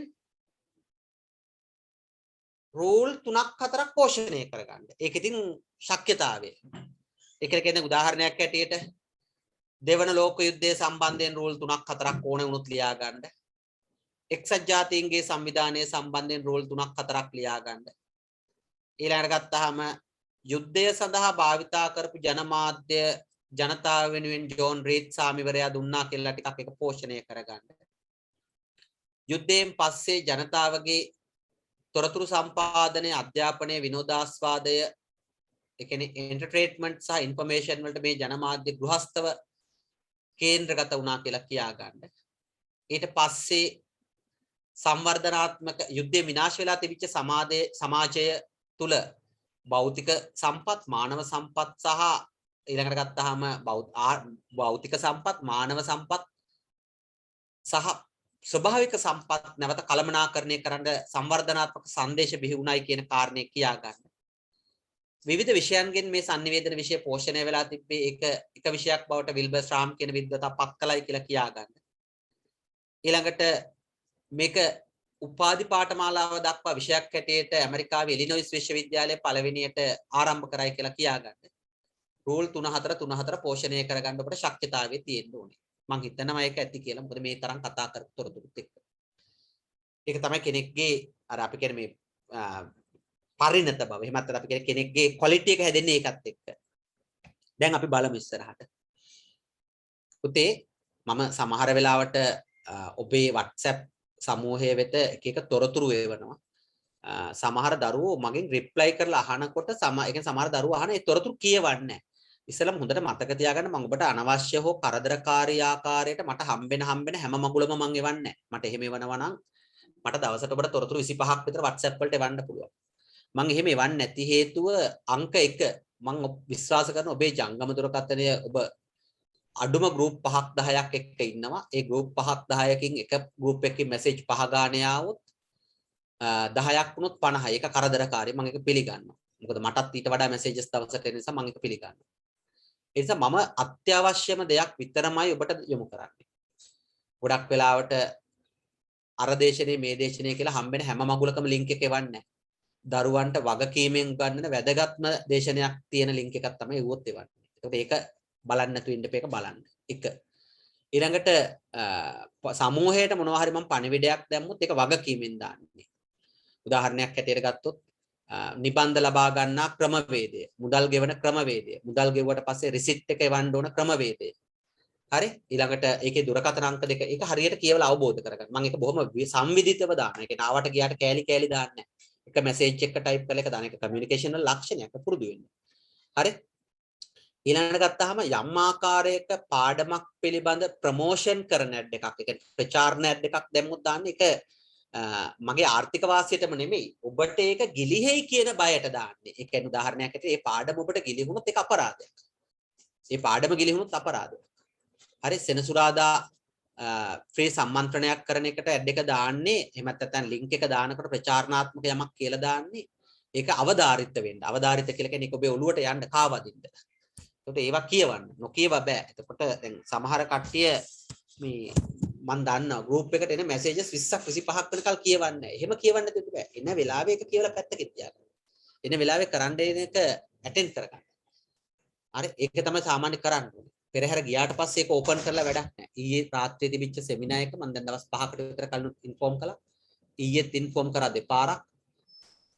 මීටින් එක පටන් ගත්ත වෙලාවෙත් ඉන්ෆෝම් කරා. ඉතින් ඒකට එන්න බැරි වුණා නම් ඒක අවාසනාවක්. පින නැතිකම. මොකද හැම එකක්ම මම එහෙම දාන්නේ. හරි මම පුවත්පත් මණ්ඩලයේ සාකච්ඡා සම්බන්ධයෙන් ඇත්තටම ටිකක් හොඳ තැනක ඉන්නවා. හොඳ තැනක ඉන්නවා කියලා කියන්නේ එතන ඒගොල්ලෝ ගෙන්නන සම්පත්දායකයෝ සාමාන්‍ය මේ සිලබස් එක හදපු එකට රිලේටඩ්. ඒ නිසා ඒගොල්ලෝගේ ඉගෙන ගන්නවා කියන එක හරි වැදගත්. මොකද අදටත් අපි සමීක්ෂණ සම්බන්ධයෙන් දේශනයකට සම්බන්ධ වෙනවා නම් මම වුණත් අදට සම්බන්ධ වෙන්නේ සේනානි හරිස්චන්ද්‍ර සර් කරන සමීක්ෂණ. මොකද එයා තමයි මේක ඉන්ක්ලූඩ් මෑන්. ඒ කියන්නේ මේකේ සෙමිනාර් මේ සිලබස් එක හදපු මෑන්. එතකොට එයා අතින් පිට වෙන්නේ එයා මේක ගයිඩ් කරපු ලොකේෂන් එක්ක. ඒ වගේ එකක් මග හැරව ගන්නවා කියලා කියන්නේ පාපයක්, අපරාධයක්. හරි? එයා අතින් කොච්චර කිව්වත් එයාගේ අපේක්ෂාව කියවෙන සෙමිනාර් එකේදී. පේපර් එකේදී එයා බලාපොරොත්තු වෙන කොටස කියවෙනවා. ළමයිගේ උත්තරේ මොන වගේ එකක් දෙන්න ඕන කියන එක එයා අතින් කියනවා. ඒක තමයි අපි කියන්නේ ඒවට ඉන්න කියලා. ඒකට ඒවා අපිට ඥානමය වශයෙන් ඒවා පත්‍යම් වෙනවා. හරි? අනික පුවත්පත් මණ්ඩලයේ කරන වැඩසටහන වල මම දැකපු සුවිශේෂත්වයක් තමයි පේපර් එක හදන ආචාර්යවරුන්ට මූලික ප්‍රමුඛතාවය දීලා තියෙනවා. දැන් වැඩසටහන් 8ක් යා වැඩසටහන් තේම ගෙන්නපු දේශකයෝ 16 දෙනෙක් ගෙන්නලා තියෙනවා. 16 දෙනාගෙන් 12 දෙනෙක් විතරම පිටින් ගෙන්නලා තියෙන 4 දෙනෙක් විතර 12 දෙනාම මේ ගුරුවත් පොතේ ඉන්න දේශකයෝ ගෙන්නලා තියෙනවා. ඒකට ඒ අය අතින් ඇත්තටම ඔයාලගේ පේපර් එක කියවෙනවා. නිකන් කියවෙනවා. ඒක ඉතින් පිනම තමයි ඒක කරන්න දෙයක් නැහැ. අර මං කියන හතර මහා නිදාන්නේ ආවත් කකුලේ මැණික හැප්පිලා ගියත් සමහර කාලකන්නිකම තියෙනවා නම් ඒක ලැබෙන්නේ නැහැ කියලා. ඔය ඉතින් කරන්න දෙයක් නැහැ. රයිට් අපි දීර්ඝ වශයෙන් කතා කරන්න ඕන. දැන්වත් මුලේ පෑදෙනවා නම් හොඳයි. 1960 දශකයේ මුල් භාගයේදී සමාජ විද්‍යාව මෙතන මම අදින් වැරද්දක් වෙලා තියෙනවා. අනේ හරි. 1960 වැරදි. එතන ලියා ගන්න 1960 නෙමෙයි ඒක වෙන් කරන්න ඕනේ 1930 කියලා වෙන් කරන්න ඕනේ. මෙන්න මෙතන ඔන්න දැන් ආයි ලටපටවල ගන්න එපා. හරියට වැඩේ කරන්න. මෙතන 1960 නෙමෙයි. ඔක 1930 කරගන්න. මේක 1930. මේක 1930 කරගන්න. හරිද? පැහැදිලිද? හරි. 1930 දශකයේ මුල් භාගයේදී සමාජ විද්‍යාව, දේශපාලන විද්‍යාව, මනෝවිද්‍යාව සහ ඉංග්‍රීසි භාෂාව ආදී විෂය ශාස්ත්‍ර තුල අන්තර්ගතව තිබූ sannivedanaය ස්වාධීන විෂය ශාස්ත්‍රයක් ලෙස වෙනම අධ්‍යයනය කිරීම ආරම්භ වුණා. හරි. ඒක අපි දන්නවා මේ. ජනමාධ්‍ය මගින් ඉදිරිපත් වූ සංදේශ සහ මාධ්‍යයන්ගේ ක්‍රියාකාරීත්වය ජන ජීවිතයේ සියලු දේ කෙරෙහි බලපෑම් ඇති කිරීමට හේතු වුණා. 60 70 දශකවල sannivedana ශාස්ත්‍රයේ විද්වතුන් විසින් සිදු කරන ලද පර්යේෂණ අධ්‍යයන මගින් අනාවරණය කරගත්තා. ඔන්න උතන හරි වැදගත් කතාවක් තියෙනවා. 60 70 දශකවලදී දැන් මේක මෙහෙමයි වෙන්නේ දුවේ පුතේ. අපි නිකන් උපකල්පනය කරමු. දැන් හරියට නිකන් අපි කියනවා හරියට අර බැඳලා හිටපු හරකෙක්ව ගහෙන් ලෙහෙනවා. ගහෙන් ලෙව්වහම පුතේ හරකා ටිකක් දුවනවා, පයින්නවා, සතුටට උඩ පයින්නවා, අහට යනවා, මෙහෙට යනවා. උන්න ඔය වගේ තත්ත්වයක් තියෙනවා මම මේ කියන කාරණේ. දැඩි ලෙස පාලනය කරලා තිබිච්ච සමාජයක් එකපාර විවෘත කරාම ඒගොල්ලෝ උපරිම නිදහසක් හොයන් යනවනේ. දැන් අපි දන්න පහුගිය දවස්වල ඒක අනික් පැත්ත වුණා. මේවා මේ ලෝකෙ දිහා බලන්න ඉගෙන ගන්නවා කියලා කියන්නේ ඒව බලන එක. ඇමරිකානු පාලනයේ තිබිච්ච ඇෆ්ගනිස්තානය කියන රාජ්‍ය අවුරුදු 20කට විතර පස්සේ ඇමරිකාව ඉවත් වෙලා යනවා. ඇමරිකාව තුල පාලනයේ තියෙනකොට ඇෆ්ගනිස්තානයේ හිටපු කාන්තාවන්ට නිදහස ලැබුණා. අයිතිවාසිකම් ලැබුණා. ඉගෙන ගන්න ලැබුණා. සමහර අවුරුදු 20ක් කියනකොට ඔබේ වයස වගේ. එතකොට සමහර මම කියන කාරණා ඇනලයිස් කරගන්න, තේරුම් ගන්න. ඇමරිකාව පාලනයට එනකොට අවුරුද්දක හිටපු දරුවෙක්ව ඇමරිකාව නැවත ඉවත් වෙලා යන ඇෆ්ගනිස්තානෙන් අවුරුදු 20කට පස්සේ. එතකොට ඒ දරුවට අවුරුදු 20ක් වෙනවා. ඒ අවුරුදු 20 තුල ඇමරිකානු විසින් දීලා තිබිච්ච නිදහස තමයි ඒගොල්ලෝ භුක්ති විඳින්නේ. ඇත්තටම ඇෆ්ගන් කාන්තාවෝ ඇඳුම් පැළඳුමින් වෙනස් වුණා. ඒගොල්ලගේ සාම්ප්‍රදායික ඇඳුම් වලින් ඒගොල්ලෝ අයින් වුණා. ඒගොල්ලගේ සංස්කෘතිය තිබිච්ච අධ්‍යාපනය තහනම් කරලා තිබිච්ච එක ඇමරිකාව විවෘත කළා. ඒගොල්ලෝ ඉගෙන ගත්තා. අවුරුදු 20කට පස්සේ උපාධිධාරීන් ඉන්න සමාජයක් ඇෆ්ගනිස්තානයට හම්බ වෙනවා. හැබැයි නැවතත් ඇෆ්ගනිස්තානයට ඒගොල්ලගේ රට බාර දීලා ඇමරිකාව ඉවත් වෙලා යනකොට අන්න අරගොල්ලගේ අර භූමිකාව සම්පූර්ණයෙන් ආයෙ වෙනස් වෙන්න ගන්නවා. ආයෙ දැඩි පාලන බලයක් එන්න ගන්නවා. ඒගොල්ල මර්ධනය කරන්න සැලසුම් හදනවා. එතකොට මේ වගේ චේන්ජින් පොයින්ට් එකක්. ඒක දැන් උනේ අර ලෙහෙලා තිබ්බ කට්ටිය ආයෙ කූඩු කර ගන්න හදනවා. හැබැයි දෙවන ලෝක යුද්ධයේදී එහෙම නෙමෙයි උනේ. කූඩු කරලා තිබ්බ කට්ටිය ලෙහෙලා ඇරියා. හරියට නිකන් කූඩුවක හිටපු කුරුල්ලෝ රංචුවක දොර ඇරියා වගේ වුණා. එකපාර තමන්ගේ නිදහස භුක්ති විඳින්න ගන්නවා. ඒ වැඩේම වුණා දුවේ පුතේ ඔබටත් වුණා. පසුගිය අවුරුද්දේ මාර්තු මාස 11 වෙනිදාන් පස්සේ වුණා. මම වෙච්ච දිනේ කිව්වේ ඒක. ඔබට අපි කතා කරමු චුට්ටක්. ඔබට ඔබේ අම්මා තාත්තා ගිය අවුරුද්දේ මාර්තු මාසයේ වෙනකල් ජංගම දුරකථන සම්බන්ධයෙන් දක්වපු ප්‍රතිපත්තිය මතකද? කතා කරන්න. ඔබේ දෙමව්පියෝ ඔබේ ජංගම දුරකථන භාවිතය සම්බන්ධයෙන් ගිය අවුරුද්දේ මාර්තු මාසයේ වෙනකල් දක්වපු ප්‍රතිපත්තිය ලිහිල් ප්‍රතිපත්තියක්ද නැත්නම් දැඩි ප්‍රතිපත්තියක්ද අනුගමනය කරේ? ලිහිල් ප්‍රතිපත්තිය. ඇහෙන්නේ නැහැ. ලිහිල් ප්‍රතිපත්තියක් සර්. ගිය අවුරුද්දේ මාර්තු මාසයේ වෙනකල් ඔබට ජංගම දුරකථන පාවිච්චි කරන්න මාර්තු මාසෙ ඉස්සෙල්ලා ජංගම දුරකථන පාවිච්චි කරන්න ලොකු නිදහසක් දීලා තිබ්බද? නෑ සර්. දීලා තිබුණේ නැහැ නේද? නෑ සර්. හරි. හැබැයි ගිය අවුරුද්දේ මාර්තු මාසේ කොවිඩ් ආවට පස්සේ අප්‍රේල් මැයි ජූනි වගේ වෙනකොට ඒ අම්මලා තාත්තලා දරපු ප්‍රතිපත්තිය දැන් ටික ටික ලිහිල් වෙන්න ගත්තද නැද්ද? ඔව් සර්. ලිහිල්. ඒක තමයි. ලිහිල් වෙලෙන් ගත්තා සර්. දුවපතේ කියන්නේ කතා කරන්න. මේ පාඩමනේ මම කතා කරන්නේ වෙන මොකුත් නෙමෙයි පෞද්ගලික දේවල් නෙමෙයි කතා කරන්නේ පාඩම ගැන. ලිහිල් වෙලා තියෙන්නේ සර්. දැන් ටික ටික ලිහිල් වෙනවා. හරි දැන් අපි බලමු චුටි චුටි බලමු. ඒ ලිහිල් වීම දැන් ඒ ලිහිල් වීමේ ප්‍රතිඵලය දැන් ලිහිල් වෙනවා. විශේෂයෙන්ම ඔබ ගැනත් එච්චර ලොකු අවධානයක් ගත්තේ නැහැ ඒගොල්ලෝ. හැබැයි සාමාන්‍ය පෙළ ලියපු අය දරුවෝ සම්බන්ධයෙන් බයිස්කල් උකස් තියලා කරේ තිබිච්ච මාළ උකස් තියලා කනේ තිබිච්ච කරාඹු උකස් තියලා ඒගොල්ලන්ට ජංගම දුරකථන අරන් දුන්නා. අපි හොඳට දන්නවා. හැබැයි අරන් දුන්නට ඒව පාවිච්චි කරන්න අම්මලා දන්නෙත් නැහැ, තාත්තලා දන්නෙත් නැහැ, දරුවෝ දන්නෙත් නැහැ. ගුරුවරු කියන දේවල් කරලා ඇප් ඉන්ස්ටෝල් කරගෙන Zoom පැකේජ් ඉන්ස්ටෝල් කරගෙන මම මුල ඉඳන් මතක් කරන්නේ. මම මේ පාඩමට ගන්න. ටික ඒවට ඉන්වෝල්ව් වෙන්න ගන්නවා. ඒ අතර ඉන්වෝල්ව් වෙනකොට දරුවා සමහර දරුවෝ කරේ ඒ රත්තරන් බඩු කනකර උකස් තියලා හරක බාන උකස් තියලා ගත්ත ජංගම දුරකථනය අරගෙන අම්මලා තාත්තලාට කොලේ වහලා පිස්සු කෙලින්න ගත්තා. හැබැයි ඒ අතර සමහර දරුවෝ ඒකෙන් වැඩ කරගෙන ඉගෙනගෙන හිටියා. සමහර දරුවන්ට මේ ජංගම දුරකථනය හරහා අනාරාධිතව කරදරකාරී ආකාරයට පණිවිඩ එන්න ගත්තා. ඒගොල්ලෝ ඒවා හිමීට බැහැර කරගත්තා. සමහර දරුවෝ ඒවට අහු වුණා. සමහර දරුවෝ ගෲප් වලින් ලෙෆ්ට් වෙලා ගියා.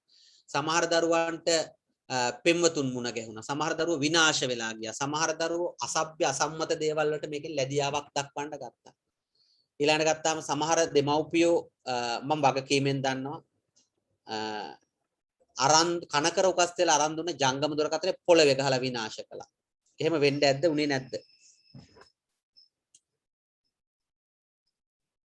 කතා කරන්න මම මේ කතා කරන්නේ පාඩම ගැන. ඔබට යම් කිසි පරිච්ඡේදයක් නැවත ඒ කියන්නේ ඉතිහාසයේ දෙයක් නැවත ආවර්ජනය කරනවා. පැහැදිලිද මම මේ කියන කාරණේ? ඔව් සර්. එතකොට සමහර දෙමව්පියෝ මට කතා කරලා කියන අනේ සර් පුදුම කරදරයක් වෙලා තියෙන කරුමයක් වෙලා තියෙන්නේ. ෆෝන් එකක් අරන් දුන්නාට පස්සේ කියන කිසි දෙයක් අහන්නේ ඒකෙන් ගේම් ගහනවා අරක කරනවා මේක කරනවා. මමත් එතකොට අම්මලා තාත්තලාට උපදෙස් දීලා තියෙනවා. වෙන කරන්න දෙයක් නැත්තම් සර් මට කියන අවවාද කරන්න කියලා. මොකද මට අවවාද කරයි කියලා අම්මා තාත්තා ළඟින් ළමයා හැදෙන්නේ නැතිකොට මං අවවාද කරා කොහොමත් හැදෙන්නේ නැහනේ.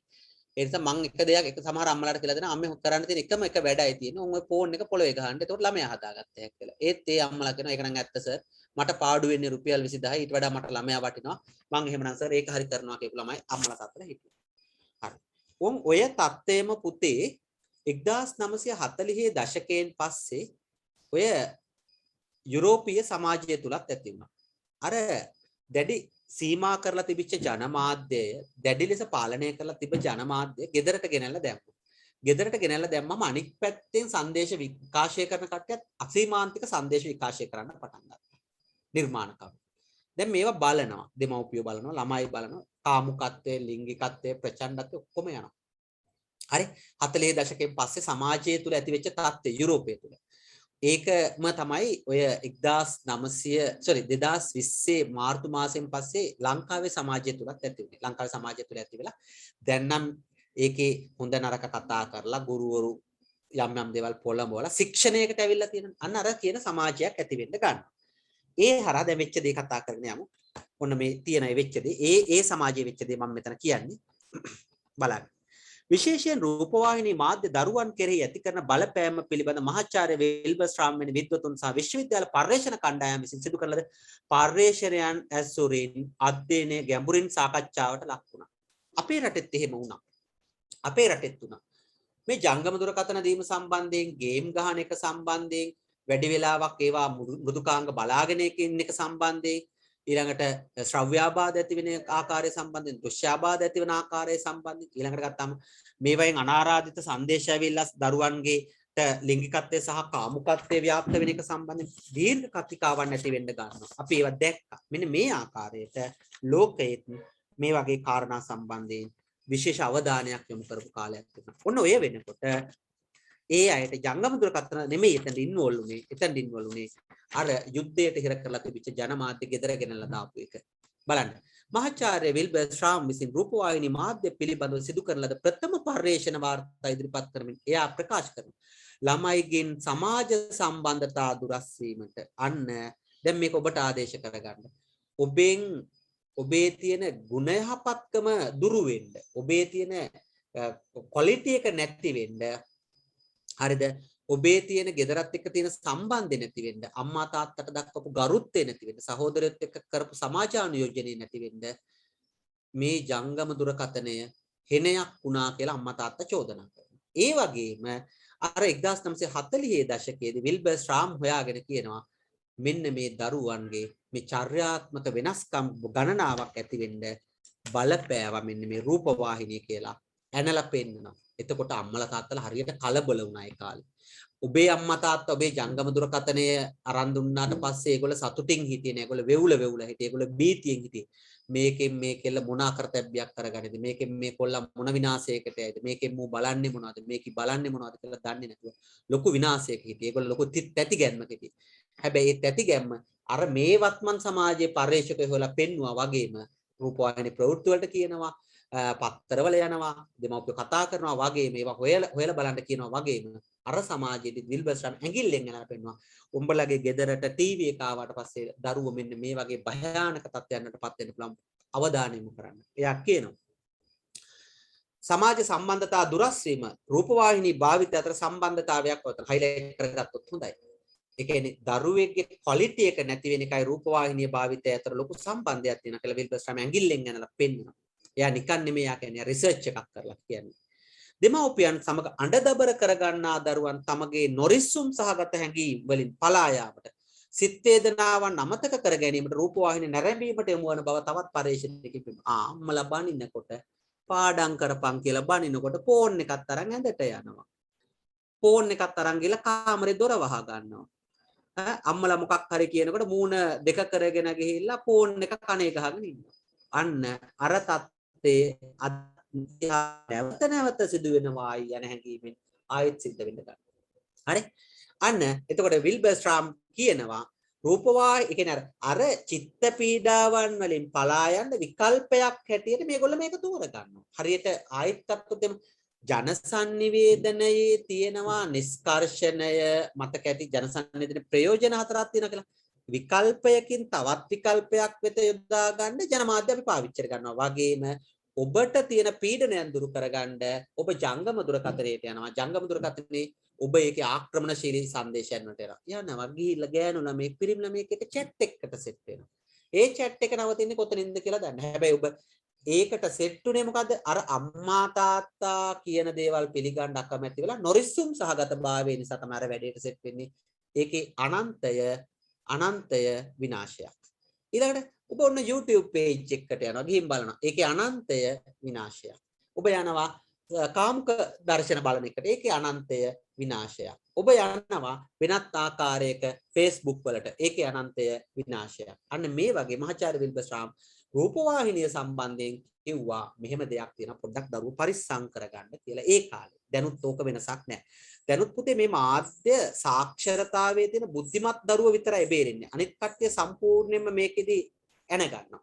විභාගයේ විතරක් නෙමෙයි ජීවිතේම එන ගන්නවා. අය කතා දෙකක් නැහැ. හැබැයි බුද්ධිමත් දරුවා දැන් ඔන්ලයින් ඉගෙනගෙන කිසි ප්‍රශ්නයක් නැතුව අපි දැක්කන් දැන් රිසල්ට් ෂීට් එක ඊයනකොට ඒ 9 දාපු දරුවෝ ඉන්න. හැබැයි ඒ ජංගම දුරකථනය නිසාම ඒ 9ක් ගන්න හිටපු කෙනාට ඒ 9ක් ගන්න බැරි වුණේ නැද්ද? දැන් කතා කරන්න බලන්න. දුවේ පුතේ ඒ 9ක් ගන්න තරම් දක්ෂතාවයෙන් හිටපු දරුවන්ට ඒ 9ක් ගන්න බැරි වුණේ නැද්ද දැන් ඊයේ ප්‍රතිඵල එනකොට? බැරි වෙලා තියෙනවා.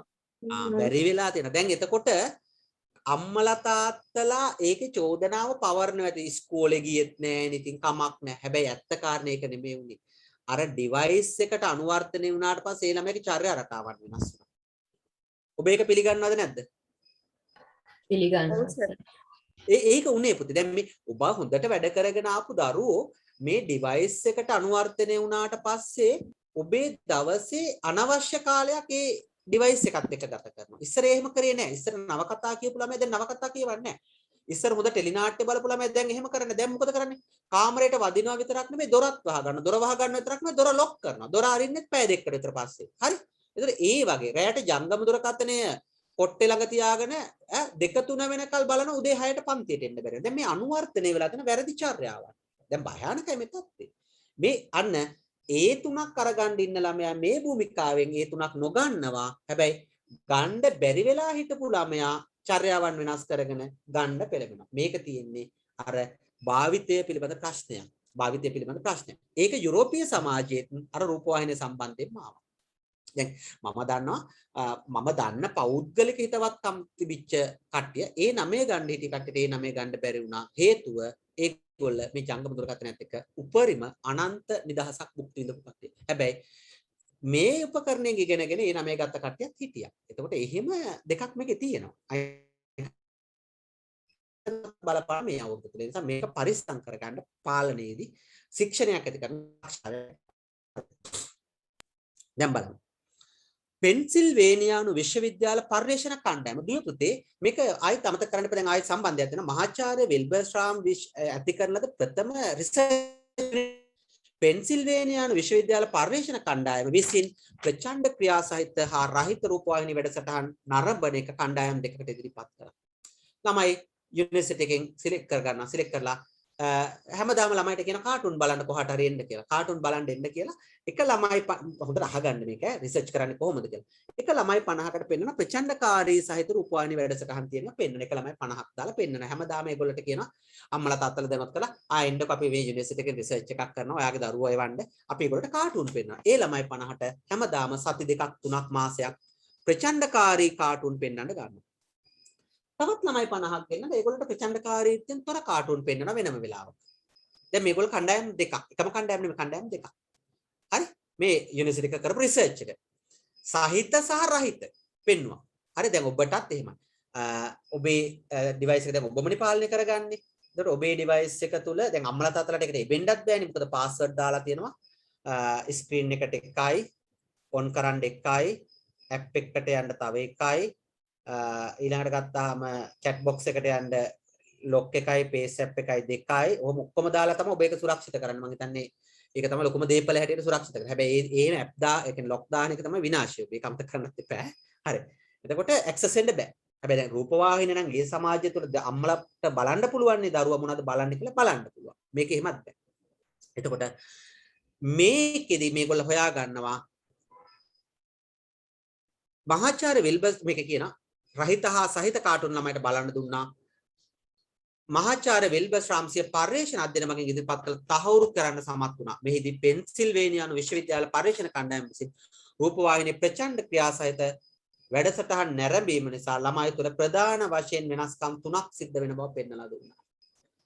ඔබ දැන් උදේ ඉඳන් ආගමට දහමට ලැබීව අහනවා නම් ඔබ හොඳ ස්වභාවිත ගීතය අහනවා නම් ඔය ලැබිච්ච පැකේජ් එකේ YouTube පැකේජ් එක දාගෙන ස්වභාවිත ගීත විචාර අහනවා නම් YouTube පැකේජ් එක දාගෙන දැන් මම කොයි වෙලාවකවත් කියන්නේ මගේ YouTube පැකේජ් එක දාගෙන ඒකට ෆොටෝ බාගෙන බලාගෙන ඉන්න කියලා අහන්නේ නැහැ. ඔබ ෆෝන් එක බලන්න එපා ඒ වෙලාවට. ඔබ මම කියලා දෙනවා රේඩියෝ එකේ කියනවා වගේ මම කියලා දෙනවා අහගෙන ඉන්න. YouTube පැකේජ් එක දාලා ඉයර්ෆෝන් එකක් දාගෙන රේඩියෝ බලන්න එපා. අහගෙන ඉන්න විනාඩි 20ක් 30ක් පැය භාගයක් අහගෙන ඉන්න. අහගෙන හිටියා මේ දේශනවලට ඔබට තේරෙනවා. බලන්න මම පෙන්වන්නේ නැහැ. ඒක කිසි දෙයක් මම පෙන්වන්නේ නැහැ. ඒ නිසා ඒ වගේ අහගෙන ඉන්න. ඇහෙන්න දාගෙන ඉන්න. ඒකට ඇහෙන්න දාගෙන හිටියාම ඇති කාමරේ ඇඳට ගිහිල්ලා ඕන විවේකයෙන් කොට්ටේ ඇඳ විට්ටමට හේතුකට ඇහෙන්න දාගෙන ඉන්න. එතකොට ඇහෙනකොට එයා කියන්නේ මොනවද කියන එක තේරුම් ගන්න පුළුවන්. මගේ වැඩසටහන් එහෙම බලන්න. හරි ඒ වගේ ස්වභාවිත දේවල් ඔබ අහනවා නම් ඔබේ චර්යා රටාවන් ස්වභාවිත වෙනවා. අභාවිත දේවල් අරන ඔබ ගේම් ගහන්න ගන්නවා. ඔබ ප්‍රචණ්ඩකාරී වැඩසටහන් බලන. ඔබ අර අපි කියන්නේ ඕනේ නැති ගීත අහන්න ගන්නවා. ඔබ ප්‍රචණ්ඩකාරී YouTube බලන්න ගන්නවා. කාමුක YouTube බලන්න ගන්නවා. ඔබේ චර්යා රටාව සම්පූර්ණයෙන්ම විකෘති තත්යකට පත් වෙනවා. මෙන්න විල්බර්ස්ට්‍රාම් මේ වගේ ප්‍රචණ්ඩත්වයට යොමු වෙච්ච දරුවන්ගේ චර්යා රටාවන් තුනක් තියෙනවා කියලා එයා පෙන්නනවා. පුතේ මේක විභාගෙට ලියන්න වෙනවා. ලියන්න වුණොත් ඔබ ඒ සම්බන්ධයෙන් ලොකු අවධානයක් ගන්න. එක තමයි ලියාගන්න. වේදනාත්මක ලියාගන්න. වේදනාත්මක දේ පිළිබඳව දරුවන්ගේ සංවේදීකම අඩු වෙනවා. ප්‍රචණ්ඩකාරීත්වයට යොමු වෙච්ච දරුවන්ගේ වේදනාත්මක දේ පිළිබඳව සංවේදීකම අඩු වෙනවා.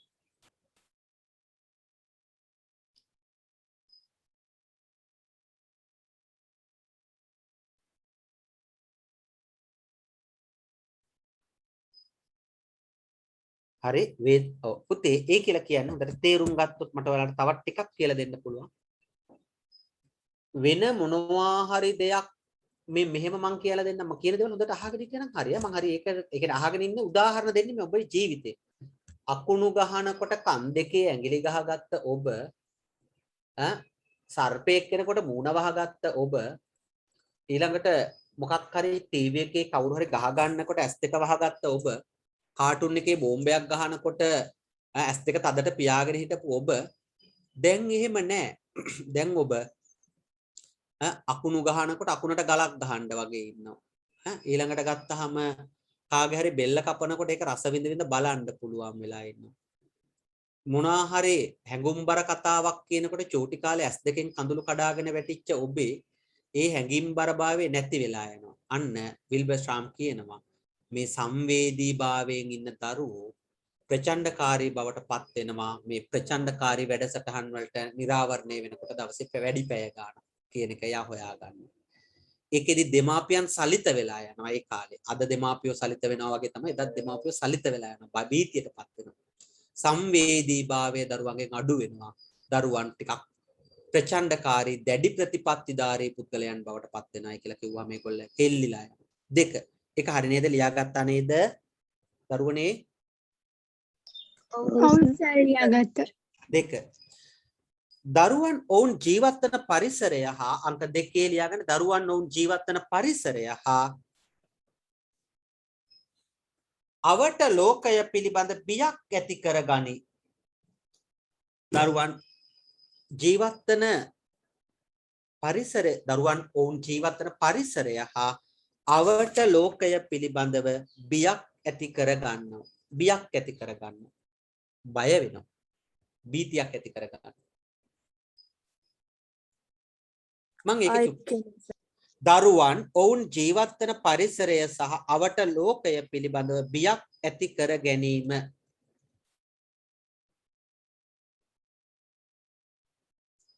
බියක් ඇති කර ගැනීම.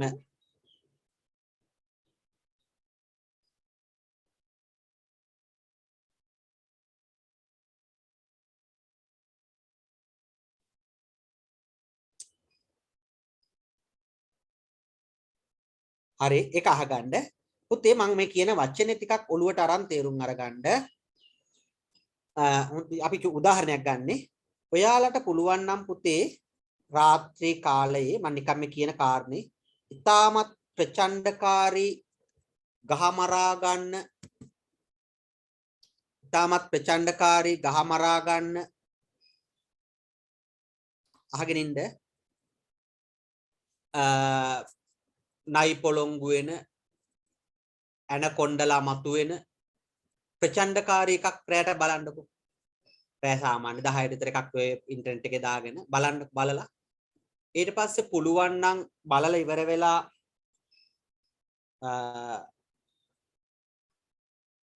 වොෂ්රූම් එකට නැත්නම් අපි කියන්නේ වැසිකිලි කැසිකිලි අවශ්‍යතාවය සඳහා එළියට යන්න වෙනවා. නැත්නම් ටොයිලට් එකට යන්න වෙනවා. වතුර කෝප්පයක් බොන්න කුස්සියට යන්න වෙනවා.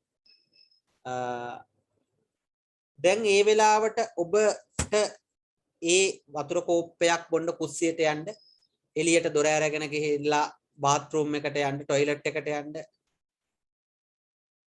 ලොකු ආත්ම ශක්තියක් එනවද එහෙම නැත්නම් බීතියක් එනවද? ඒ බීතිය කොයි වගේද කිව්වොත් ඔබට හිතෙන්නේ නැද්ද බිත්තියට එහා පැත්තේ මාව මරන්න ගෙත්තුවක්වත් තියන් ඉන්නවයි කියන හැඟීම ඇති වෙලා නැද්ද? තියෙනවා සර්. ඊළඟට ගත්තාම අර ඇනකොන්ඩා වගේ එකෙක් ටොයිලට් එකේ දොරේ උඩින් කවුළුවෙන් ඇතුළට පණේ කියලා හිතෙන්නේ නැද්ද? හිතනවා සර්. ඒ තමයි මේ මෙතන කියන්නේ මේ ප්‍රචණ්ඩකාරීවට ඉන්වෝල්ව් වෙනකොට දැන් ඔය ඔබ මොනවා හරි දෙයක් බලා ඒ කියන්නේ ඒ වගේ ප්‍රචණ්ඩකාරී එකක් බලාගෙන යනකොට මේ යනකොට හිතනවා මෙහා පැත්තේ මොකෙක් හරි ඇති මං උට මේ පහර දෙන්න අත උලුක් කරගෙන යන්න ඕනේ. අත මිට මොනවා යන්න ඕනේ කියලා නිකන් හිතෙනවා. මෙන්න මේ විල්බර්ස්ට්‍රාම් අර ඒ කියන්නේ එයා කියනවා මේ අපි ඒ තරමට මේ බීතියක් ඇති කරගන්න අවස්ථා සමාජය තුළ. එතකොට මිනිස්සු ගැන බීතියක් ඇති කරගන්න කොච්චර හොඳක් කරන්න දෙන එක්කෙනත් එයා හොඳක් කරන්න නෙමෙයි එයා එන්නේ මාව මේ ආකාරයට ආක්‍රමණය කරන්න කියලා පේන්න ගන්නවා. හරි පන්සලේ හාමුදුරුවෝ දිහා වැරදි විදිහට පේන්න ගන්නවා. ගුරුවරු දිහා වැරදි විදිහට පේන්න ගන්නවා. දෙමව්පියෝ දිහා වැරදි විදිහට පේන්න ගන්නවා. සැක කරන්න පටන් ගන්නවා කියලා මහාචාර්ය විල්බර්ස්ට්‍රාම් හොයලා පෙන්නනවා. මම නැවතත් ඇහුවොත් මේ ඉතිහාසය යලි යලිත් සිදු වෙනවා වගේ දැනෙන්නේ නැද්ද මේ කාලවකවානුව තුළ? ඒ කාලේ තැන තිබුණේ රූපවාහිනිය දැන් මේ කාලේ මෙතන තියෙන තමයි ගතේ තියෙන ඩිවයිස් එක. පැහැදිලිද දරුවෝ කියන දේ? හරි. තුන්වෙනි එක. හරි. තුන්වෙනි එක ලියා ගන්න. අන් අය සමග කටයුතු කිරීමේදී වගකීමෙන් ලියා ගන්න. වගකීමෙන් පන්ති රැඳිලත් ඉන්න. වැදගත් දේවල් උගන්වන්න. අන් අය සමග කටයුතු කිරීමේදී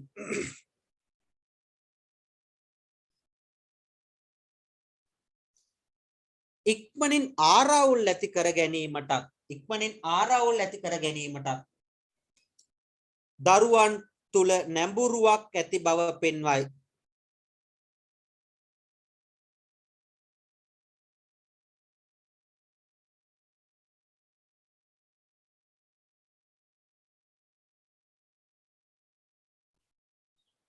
හරි. අන්න අය සමග ආරවුල් ඇති කර ගැනීමට දරුවන් තුල නැඹුරුවක් ඇති වෙන බව. ඒ කියන්නේ කොච්චරවත් මේ ගේම ඉල්ලන තත්ත්වයකටපත් වෙලා තියෙනවා. ඒ කියන්නේ ඒ ප්‍රචණ්ඩකාරීත්වය නිසා. ඔන්න ඔය තුන විභාගයට ඔබ ලිවිය යුතුයි කියන එක මම අමතක කරන්නේ නැහැ. ඕක විභාගයට බොහෝ වෙලාවට අහන ප්‍රශ්න අතර තියෙන ප්‍රශ්නයක්. හරි. දැන් ඔයාලා දන්නවා මේ වෙනකොට මේ අලුත් ප්‍රවණතාවයක් ඇති වෙමින් පවතිනවා. පාසල් පටන් ගැනීම පිළිබඳ කතිකාවක් නිර්මාණය වෙමින් පවතිනවා දුවේ පුතේ. එතකොට එහෙම වුණොත් අපට ඇත්තටම මේ අද දවසේ සිකුරාදා දවසේ උදේවරුේ කරන පන්තියට වෙන විකල්ප වෙලාවක් හොයාගන්න වෙනවා. ඉරිදා දවසේකට නම් ප්‍රශ්නයක් වෙන්නේ නැහැ. එතකොට එහෙම වුණොත් සිකුරාදා දවසේ විකල්ප වේලාව හැටියට මම වෙන වෙලාවක් ඔබට නම් කරනවා. ඒ නම් කරනකොට අපි පුළුවන් තරම් ඒ වේලාවට රාත්‍රී කාලයක් දාගන්න බලමු. ඒ වේලාවට ඇඩ්ජස්ට් වෙන්න බලමු. තියෙන ගැටලු ඇති වෙන්න පුළුවන්. ගැටලු ඇති වෙන කට්ටියට මම විකල්ප හදලා දෙනවා. බැහැර යන එක නෙමෙයි කරන්නේ, ඉගෙන ගන්න එක. රෙකෝඩින් එකක් හරි මම ඔබට ලබලා දෙනවා විකල්ප. තාම එහෙම ප්‍රශ්නයක් නැහැ. ඊළඟට ටියුෂන් කතන්දරේ පටන් ගන්නත් කතිකාවක් ආවත් මම ඔන්ලයින් ක්ලාස් එක නවත්තන්නේ. ඔන්ලයින් ක්ලාස් එක කරනවා. භෞතික ක්ලාස් ඇත්තටම මම හිතන්නේ ඔබත් ප්‍රයොරිටි එකක් දෙන එකක් නැහැ. මොකද ඔබේ මානසිකත්වය දැන් ගොඩක් වෙලාවට ඔන්ලයින් ක්ලාස් එකත් එක්ක බද්ධ වෙමින් තියෙනවා. ඒක යථාර්ථයක් වෙලා තියෙන නිසා දෙමාපියන්ගෙත් ඒකට වැඩි කැමැත්තක් තියෙනවා. ඒ නිසා මොකද වියදමත් අඩුයි. ඊළඟට ගත්තාම ඔබේ තියෙන අතිරේක කාල වේලාව සුරක්ෂිත කරගන්න පුළුවන් ආරක්ෂාවත් වැඩි නිසා අපි ඒවා ගැනත් අවධානය යොමු කරලා ඉන හැටියට මුහුණ දෙමු. අනවශ්‍ය විදියට අනවශ්‍ය ප්‍රශ්න එන්නේ ඉස්සෙල්ලා ඇති කරගන්න ඕනේ නැහැ ප්‍රශ්න. හරි.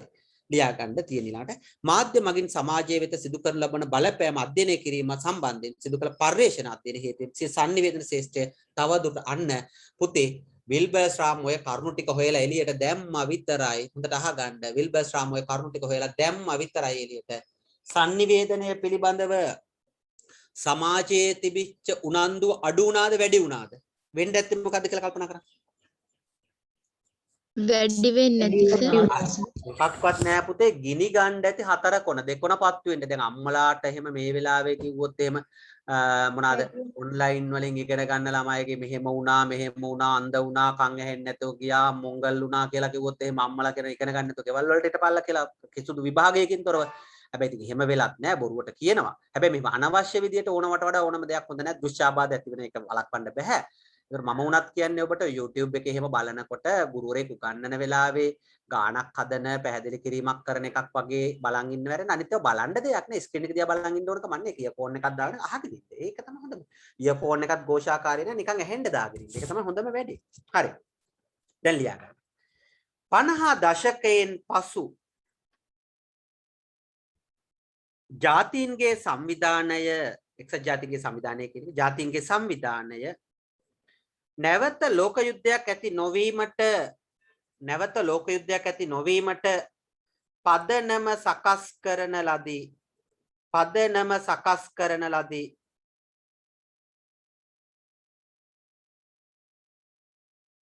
හරි? ඒක අපි දන්නවා. ඒකට අවශ්‍ය වපසරිය හැදුවා. ඒකෙම ලියා ගන්න. එහා පිටුවට ගිහිල්ලා ලියා ගන්න. මේක හරි වැදගත් කතාවක් එහා පිටුවේ ලියන්නේ. පොඩ්ඩක් ආයෙ පාර කියන්නකෝ. හරි. 50 දශකයෙන් පසු ජාතීන්ගේ සංවිධානය, එක්සත් ජාතීන්ගේ සංවිධානය නැවත ලෝක යුද්ධයක් ඇති නොවීමට පදනම සකස් කරන ලදී. එහා පැත්තේ ඉඳ තියනවා ලියාගෙන යනකොට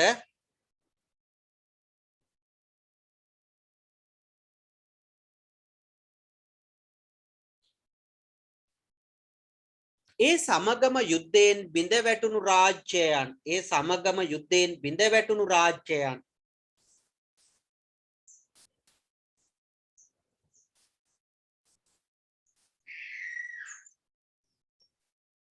යලි නගා සිටුවීම සඳහා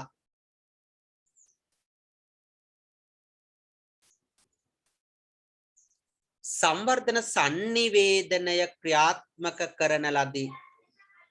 සංවර්ධන sannivedanaya ක්‍රියාත්මක කළා.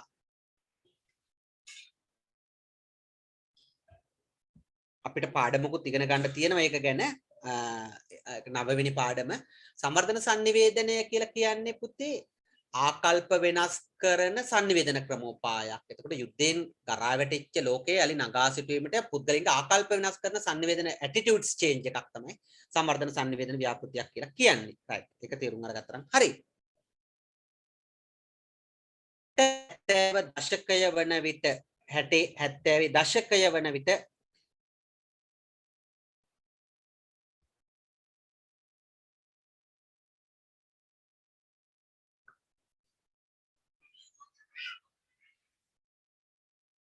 එක් සමාජයන් වලට වෙනස් ආකාරයෙන් ඒ සමාජයන් වලට වෙනස් ආකාරයකට ගැළපෙන ආකාරයෙන් කියන එක එක් සමාජයන් වලට වෙනස් ආකාරයෙන්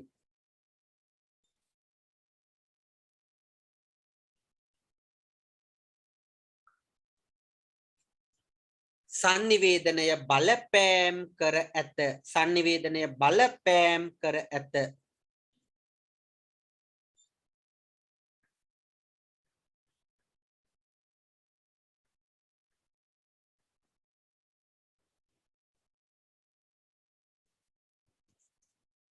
අනුව දශකය තුල 90 කියලා කියන්නේ මේ මෑත කාලයකට පොඩ්ඩක් කලින්නේ 90 දශකය තුල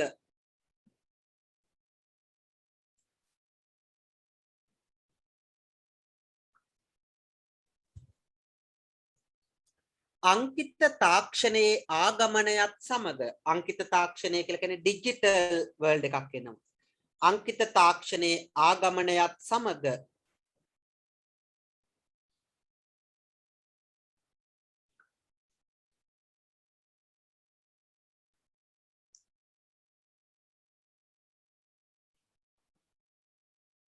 තව දුරටත් පුළුල් ලෙස මාධ්‍යයට බලපෑම් සිදුවිය.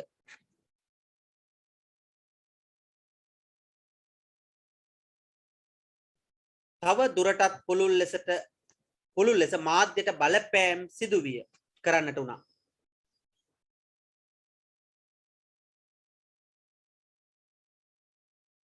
මේ පිළිබඳව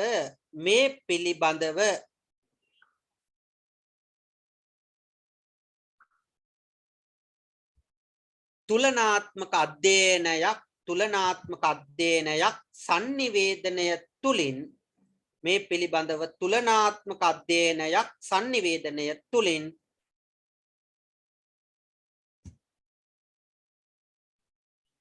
ඉගෙනීමට හැකියාව ඇත ඉගෙන ගන්න හැකියාව තියෙනවා ඉගෙනීමට හැකියාව ඇත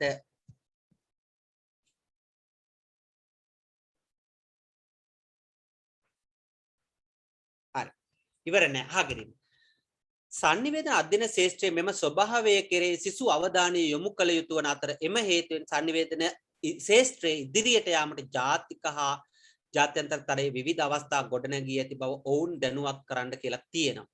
පුතේ sannivedana අධ්‍යයනය ශාස්ත්‍රීය sannivedana අධ්‍යයන ශාස්ත්‍රය පිළිබඳ ශාස්ත්‍රීය වශයෙන් අධ්‍යයනය කිරීමෙන් පුද්ගලයෙක් තුල තියෙන වෙනස්කම්. දැන් මම මේක කියලා දෙනවා හොඳට විනාඩි කිහිපයයි තියෙන අහගෙන ඉන්න.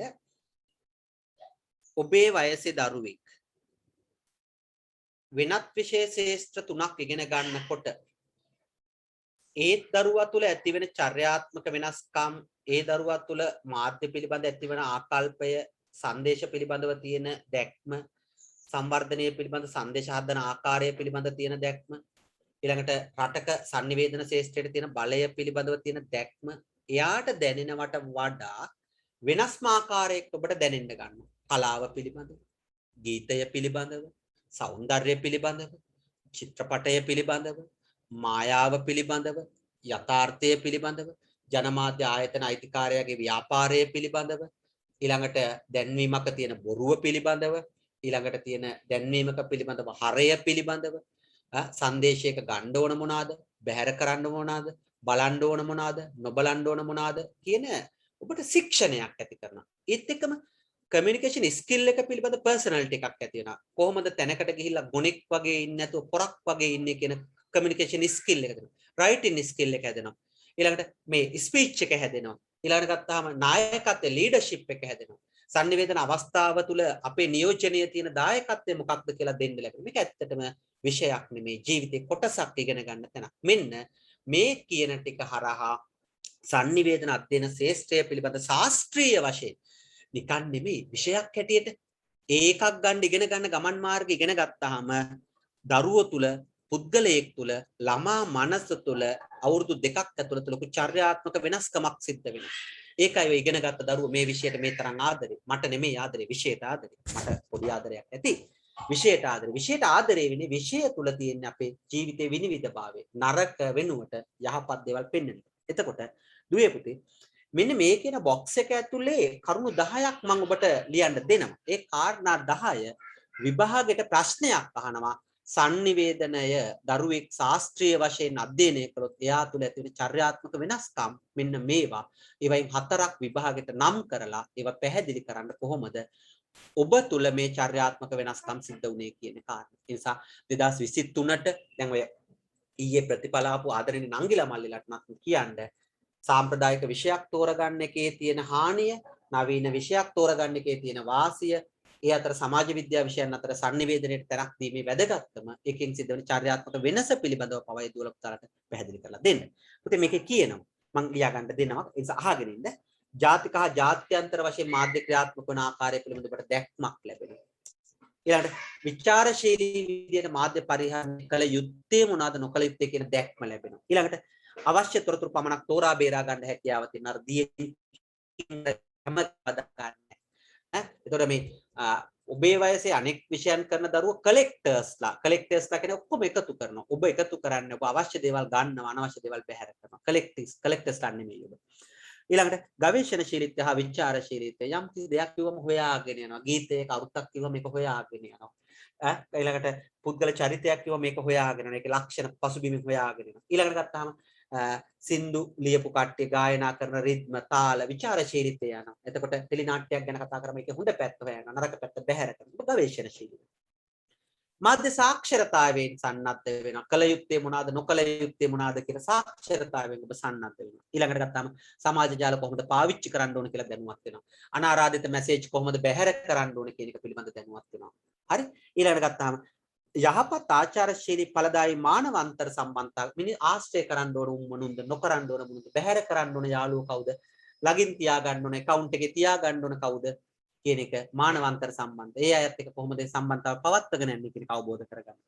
සමාජ ප්‍රගමනය සඳහා සක්‍රීය දායකත්වය දෙන. ඒ කියන්නේ සමාජයේ දූෂණයට, භීෂණයට, මංකොල්ල කන දේවල් වලට විරුද්ධ වෙලා යහපත් සමාජයක් ඇතිකරන්න ඔබේ සමාජ ජාල පිටු, ඔබේ කතිකාව, ඔබේ අකුරු, ඔබේ හඬ නගන්න ඔබ යහපත් පුරවැසියෙක් වට පර්සනැලිටි එක තියාගන්න. අර මම ඊයේ පෙර දන්න සමාජ ජාලය තුල දැම්මා අනුරාධපුරේ නගරය මංකොල්ල කන මගේ Facebook එකට ඇවිල්ලා බැලුවොත් ඇති. මන්ත්‍රීවරු ටික බය වෙන්න එපා. මන්ත්‍රීවරු ටික එකතු වෙලා පාරක් මංකොල්ල කනවා. දැම්මා මම නික්කමට දාපු එක පත් වෙලා ගිහලා අද වෙනකොට එක තහනම් කරලා තියෙනවා. ඒක බය වෙන්න. එහෙම බය වෙන්න දෙයක් නැහැ. ඒක තමයි පුතේ සමාජ ප්‍රගමනය සඳහා අපි දෙන සක්‍රීය දායකත්වය කියලා කියන්නේ ඒක. එහෙම නැතුව දේශපාලඥයෙකුට කඩේ ගිහිල්ලා එයාගේ හිතරි දෙයි කියලා ඒක නොකිය ඉන්න එපා කියන්න. හරි? ඒ සිද්ධියට සම්බන්ධ දේශපාලඥ මාත් එක්ක මට ඉස්කෝලේ මගේ ඉහළ පන්තියට පයියා කෙනෙක්. ඉතින් මට ප්‍රශ්නයක් නෑ. එයා ඒක පෞද්ගලික මංකොල්ල කන්න හදනකොට සමාජයේ තියෙන පොදු දේපලක් මංකොල්ල කාලා එයාගේ පෞද්ගලික සුඛ විහරණයට යොදා ගන්න හදනවා මම ඒක නැති කරලා දානවා. ඉතින් ඒක මම කරේ යහපත් වැඩක්. බය වෙන්න එපා කරන්න පුළුවන්. හරි? මිනිස්සු එකට එකතු වෙන එතන. මට ඒ සිද්ධාන්තයත් එක්ක මහා දැවැන්ත සමාජයක් එකට එකතු වුණා. මාත් එක්ක. හරි. හරි කොන්ද කෙලින් තියාගෙන මේ වගේ වැඩ කරන්න. කිසි දෙයකට බය වෙන්න එපා. සමාජ ප්‍රගමනය සඳහා සක්‍රීය දායකත්වය. ඊළඟට නිර්මාණාත්මක චින්තනය සහ මාධ්‍ය සංදේශ නිර්මාණය කිරීමේ හැකියාව. නිකමන කල්පනා කරන දැන් අපි ඇටිටියුඩ්ස් චේන්ජ් කරන්න කරන වැඩ. ඊළඟට ගත්තාම අපි අතින් නිර්මාණය වෙන සංදේශයක තියෙන ක්වොලිටි එක. අන්න ඒ වගේ අපේ තින්කින් හැදෙන මේ සබ්ජෙක්ට් එකත්. ඊළඟට ජනමාධ්‍ය ආයතන වල ක්‍රියාකාරීත්වය පිළිබඳ අවබෝධයක් ලැබෙන. ඒගොල්ලෝ කොච්චරක් කඩේ යනවද, කොච්චරක් ජනතාවට සේවය කරනවද, කොච්චරක් ජනතාව වෙනුවෙන් පෙනී සිටිනවද, කොච්චරක් ව්‍යාපාරිකයන්ට පෙනී සිටින්නේ කියන එක දකින්න ලැබෙනවා. අවසාන එක සංවර්ධනයට, ප්‍රජාතන්ත්‍රවාදී චින්තනයට ගරු කරන දේශපාලඥයන්ට වහල් උනේ නැති කොන්ද කෙලින් තියන් ඉන්න පුළුවන් සමාජයක් බිහි කරගන්නවා. මාධ්‍ය තුල ලොකු බලයක් තියෙනවා. ඒ බලයට දේශපාලඥයෝ යට ගන්න පුරවැසියෝ හැටියට බලාත්මක වෙනවා. මෙන්න මේ විශේෂය තියෙන චර්යාත්මක වෙනස්කම්. ඒ පර්සනැලිටි එක හදාගන්න. ඔබත් කටයුතු කරන්න. මම ඔබට 34 වන පිටුවේ ඡායාරූපයක් එවනවා. විවේකයෙන් ගෙදරට වෙලා ලියා ගන්න. නැවත හෙට උදේ සම්මන්ත්‍රණය තියෙනවා. ඉරිදා ආයි ඔබේ මේ පාඩමේ ඉදිරියේ තියෙනවා. හැබැයි අමතක කරන්න එපා. අද උදේ මම පැයක කාලයක් ඔබේ වැඩපොත ගැන කතා කරා. ඉරිදා වෙනකොට විවේකය විනාඩි දවසකට 20ක් කැප කරලා පළවෙනි කොටස් ටික ඉවර කරන්න.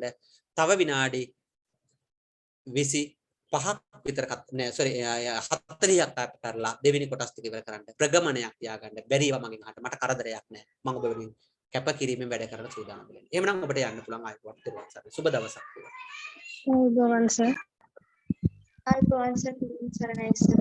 අයිබෝවන් සර් තෙරුවන් සරණයි සර්.